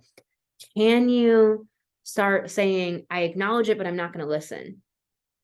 I just got this hit to go do this thing. I need to go eat, but I'm going to ignore it and I'm going to keep watching TV, or I'm going to keep working on this project. If you acknowledge it like that, you'll start to make it conscious so that you're not ignoring it anymore. Ambush your fear with ferocious dreams, also in the protection message. So it's like ambush your fear. Like these fears keep you in anxiety, keeps you procrastinating, which creates more anxiety. So then it's an anxiety loop that just fucking sucks. And you know, with your dreams, your vision, that Sagittarius is visionary and it's optimistic and it really it believes, and it's hyperbolic and it's so dramatic. And because it's like after that Scorpio, we need optimism and we need belief and we need to like be able to go out on the grand adventure. And so it's like, can you just make these dreams big like Jupiter, like blow them up to overcome that fear too? But it's in a self-protection message. So it's saying you're letting your fears get the better of you, which probably means you're in your mind and not in your heart and in your body. Make a mission statement for your soul. I can't remember what the deck likes to talk about with this, but you know, it's like saying like get connected to soul. It's also in a self-care message. So you have like all self-care messages saying like, are you embodied? Is your soul leading the show here? Is your ego and your mind? So really important messages here, really wanting you to connect back into your heart and your instinctual knowing as a woman. Blue. So a lot of sadness here, feeling unloved, she who loved once, fragile, secret love, rejection. And so there's this sadness energy. So until you can feel the deep emotions, whether it's sadness, pain, loss, trauma, and release them or retrieve their messages so that there can be the transformation, you'll be kind of stuck in that. And then Orchid also came out, she who thrives, flourish, prosper, bloom. So feeling those emotions will lead you to the prosperity and the bloom, that happiness and that joy. So don't push the emotions down. Be willing to feel them all the way through and release them. And do you have real techniques for that? A lot of people don't know how to feel and release emotions. So I teach that in Alchemical Goddess, soul coaching, but also everywhere on the podcast and so forth.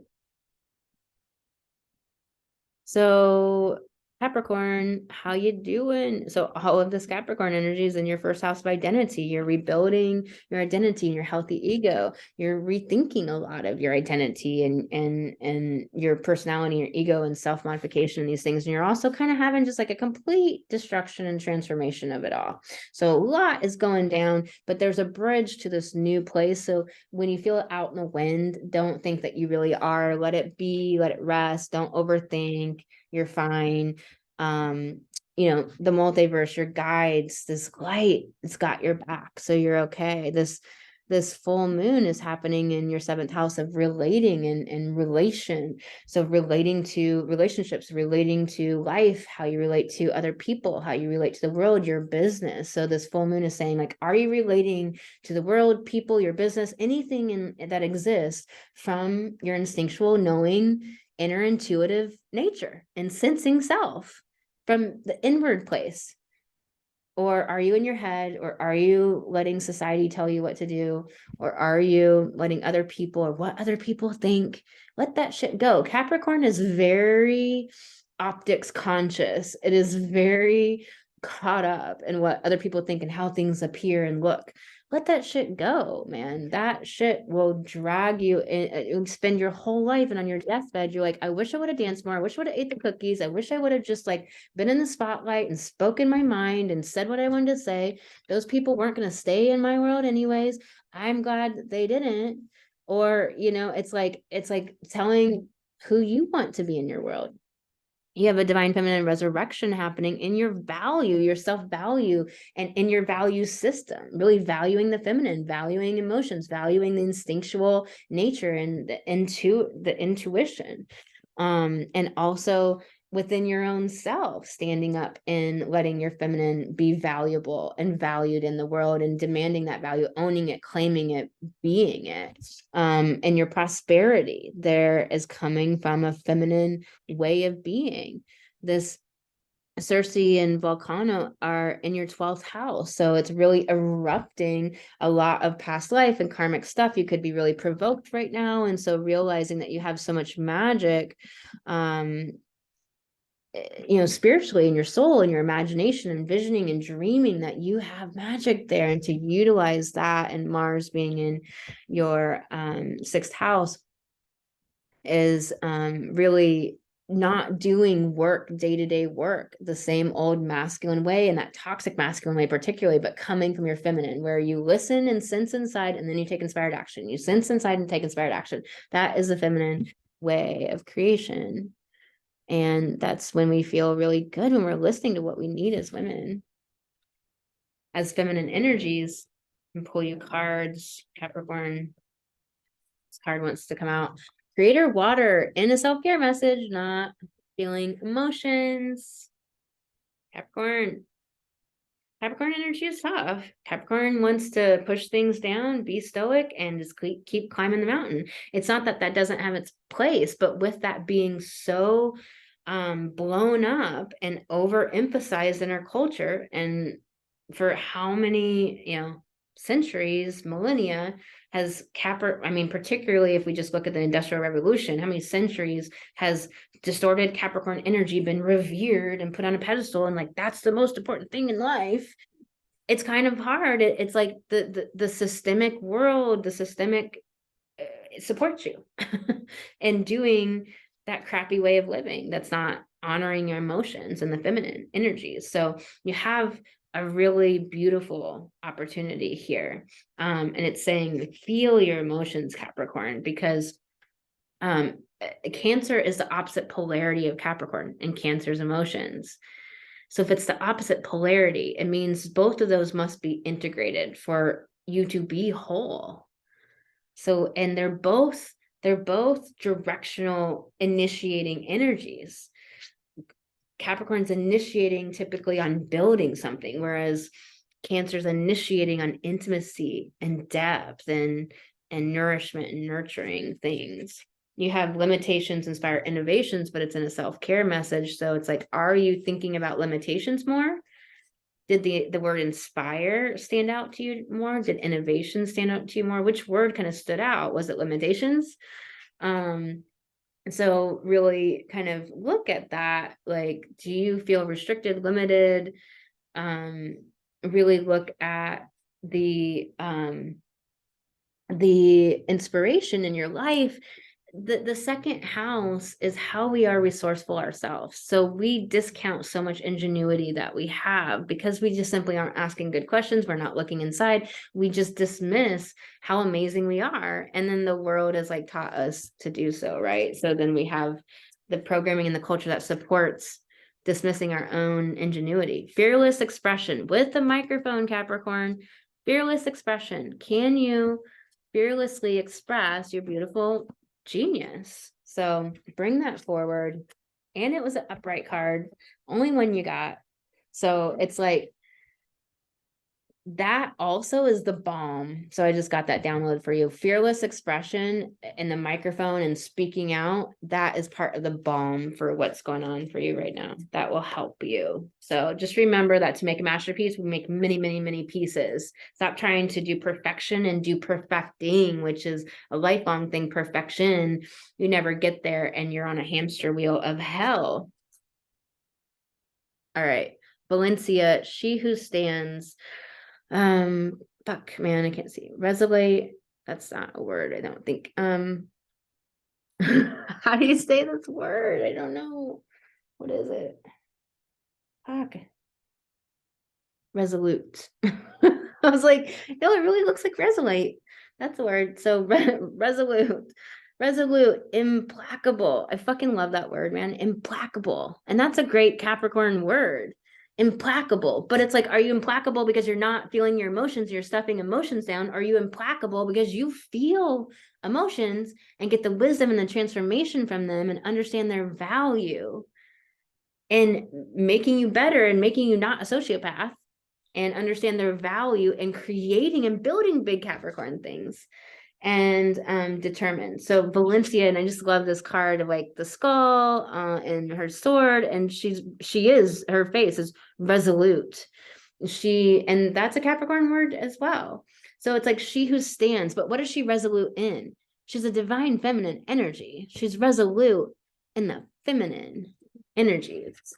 All right, Capricorn.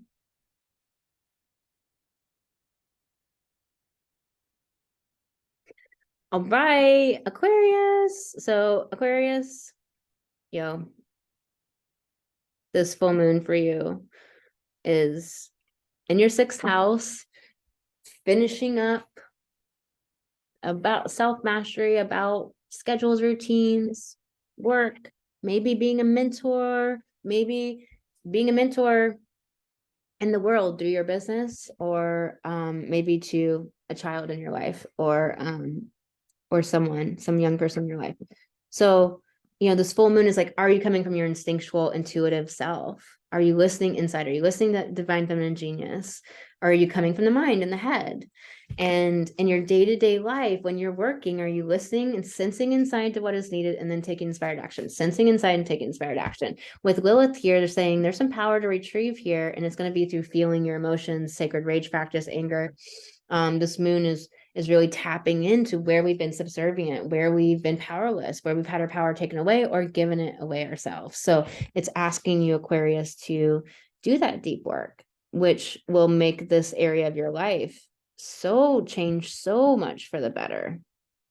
All this Capricorn energy is in your 12th house, karma, past life stuff. It's in your 12th house of dreaming, imagination, and soul, and that deep connection to unity, to the whole of all of existence and divine love and compassion. And so it's just you're rethinking a lot of things. Probably a lot of past things are being provoked with Pluto in the 12th. There's a lot of past churning up. It could be a lot of past life things that you don't necessarily understand that it is past life stuff. So if you have insecurities and a lot of real weird, random, strange emotions just popping out of everywhere, just realize that Pluto is in your 12th house and that the sun is there and Mercury retrograde is there. So a lot of revision and thinking and trying to understand things and wanting to build the dream but there's so much destruction. There's a bridge to the new world, so let all these things happen and realize that sometimes we don't understand what the things are, that they're not from this life. So doing past life regression work could be really powerful. Cersei, and my guides just said, yeah, like do some past life regression work, Aquarius. You're really it's really going to support you right now. Cersei and Volcano are in the 11th house, and about your audience building. And so realize you have magic, that you're magnetic, that you have this light and this transmission that magnetizes people to you, that you help dispel the programming in the culture and in the world, and people are magnetized to you. And so it's about building your audience, connecting to people, making friendships, collaborations, and own your magic and your light there, and realize that it's not a static thing. It's a constantly changing, dynamic, evolving thing, and let that be okay. Let the eruptions happen and then the volcano be calm. Mars is really rewiring masculine energies in your house of like bringing your gifts into the world, where you stand on stage in your life, your creative works, children. So there's like doing things differently and not doing it those old ways. There's a lot of revision and thinking and so forth happening. It's all okay. Pan and Albion and conjunct the North Node in your 4th house of like this integration and this movement towards self-mastery. Once we have the self kind of fulfilled, it's like, let's just keep it simple and let yourself be wild and untamed and free when it comes to comfort zones, home life, your emotions. Let your emotions out. Let them be free, Aquarius. You can be so cerebral and so thinking and wanting to see every side and piece of the thing before you ever take any action. Thinking has its place, but not if you're not feeling emotions. There's 4 different elements: water, air, earth, and fire. We need all of them. We need to work with all of them really well. Otherwise, if we're just in our head, like that is a very sterile, cold place. And the mind only knows what has already been. And the mind has not done us good in 5,000 years. So we want to use the mind well and think well. But it's asking you to be wild and unfettered in your emotions and let them out and feel, goddess. And it's saying too that there's this birth and transformation energy happening in your emotional seascape and in your sense of security and rootedness and groundedness in the world. So let that happen. There is a divine feminine resurrection happening in your identity. This is super cool, Aquarius. So there is a resurrection of divine feminine power and confidence and stance and presence. So that's happening. All right, Aquarius, very powerful.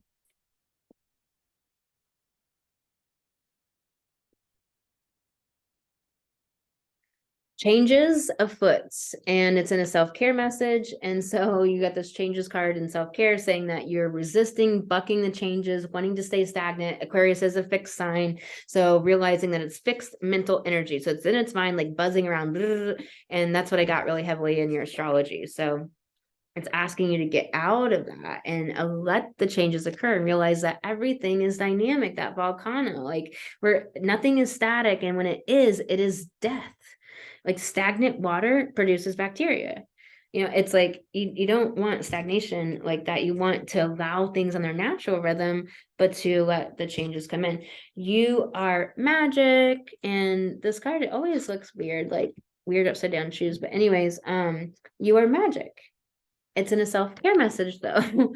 And so it's saying you are not honoring the magic and beauty of you. You're not touching in with that. You're not connected to that. You're not seeing all of the gifts you bring. You're not seeing the light that you are and the beauty and the amazing light that you are, what you bring to the world, that just simply by bringing compassion or a listening ear or an idea from your beautiful thinking abilities, that brings so much value to the world.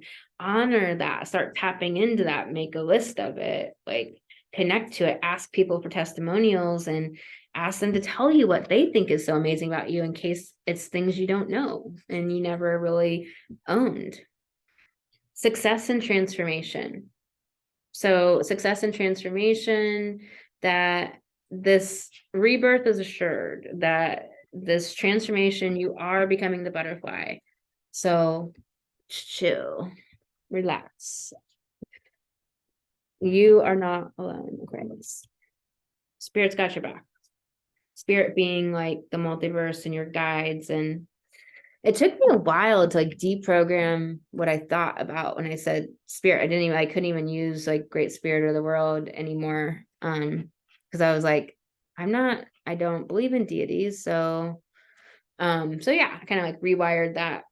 So weird to have like a new definition for something. You have Isra, she who dreams, escape dreams, fantasy. So it can be great to be in the dreaming and the fantasy and let yourself dream, and not, make sure that you're using your imagination not for doom. There's a lot of doom pushers out there, so just really like don't watch that shit.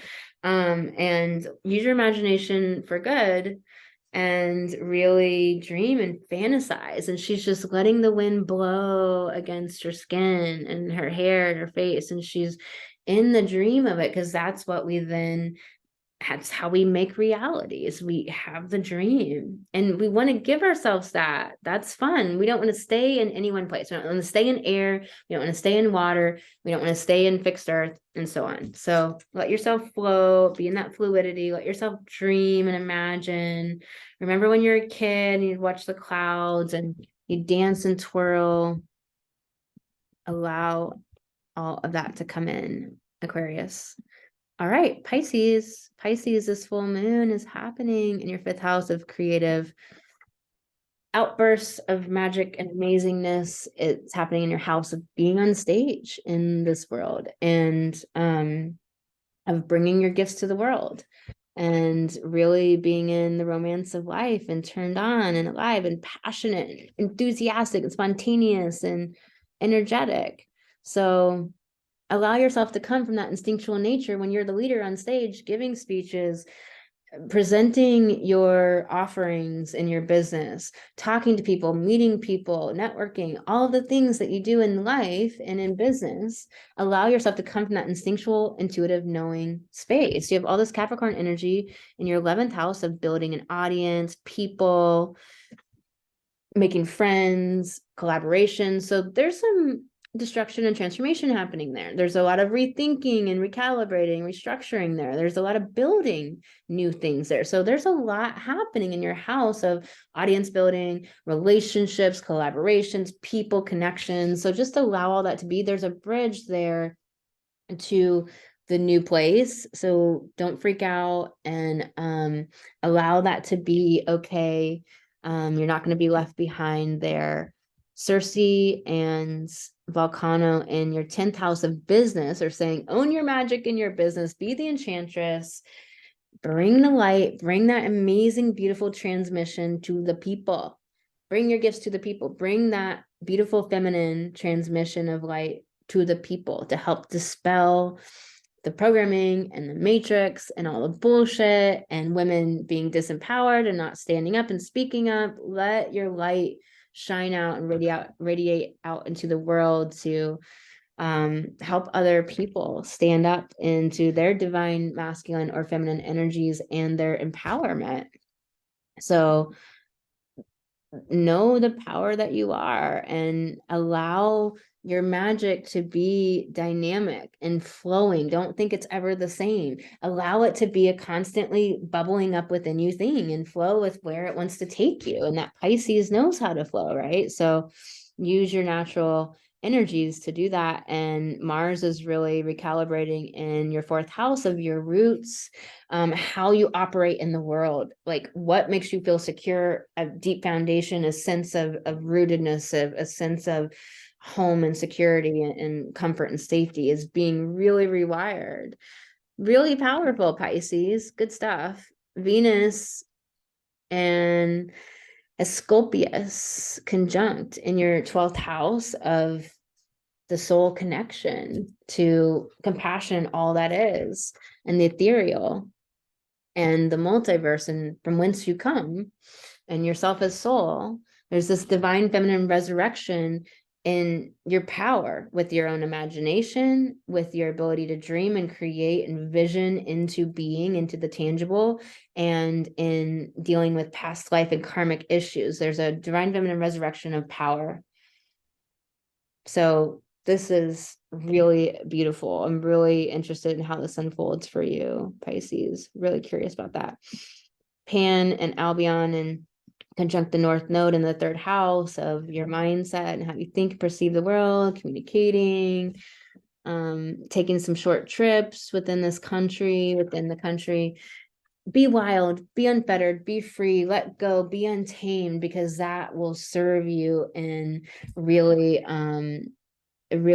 being in this evolutionary potentiality of this Taurus of building, being at peace, creating more peace in the world, building and growing peace, abundance, prosperity consciousness. And Albion says that there's a birth and transformation happening for you in the way you think and thinking untamed and thinking in a wild and free way, not being so rigid in your mind, because that's when we have lower consciousness. That's when we are living by all these illusions that put us into cages. All right, Pisces. Good stuff. Nourish the sacred feminine. So in a protection message, so where are you not nourishing your sacred feminine? Where are you not eating what you need to eat, sleeping enough, playing enough, resting enough, orgasming enough? Where are you not getting what you need? Stimulation, connection, silence, peace, nature. What is it that you need? Identify that and then do that thing. You're not giving yourself, you're not nourishing your feminine. And here's the other thing. Okay, so that's one way to look at this. It's in a self-care message. But the other thing about this is like, are you nurturing your feminine to be empowered, to stand in the world confidently, to be visible, to grow an audience, to be a powerhouse in this world?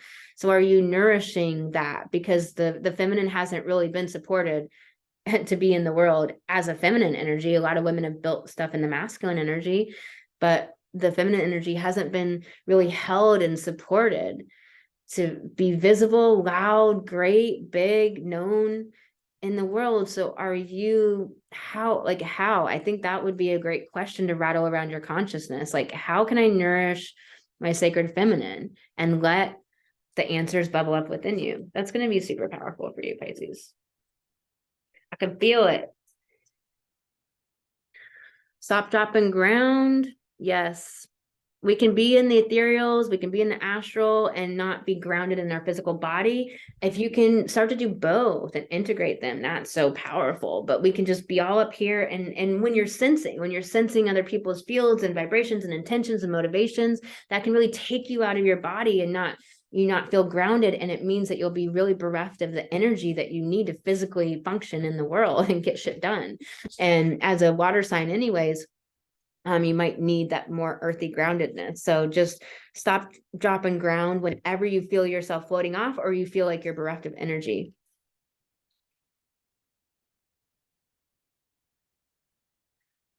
Find your sacred flow, Pisces. Get by some water, go for walks, moving meditation. Like what is your flow? So, and a lot of it is letting the mind stop beating you up for what your flow and your natural rhythms and energy is. But also it's really saying grounding. So really powerful reading. And pull you more cards because I want to. What card wants to come up? A step ahead is all you need. So awesome. And it's the triangles, sacred symbol for the feminine. Yeah.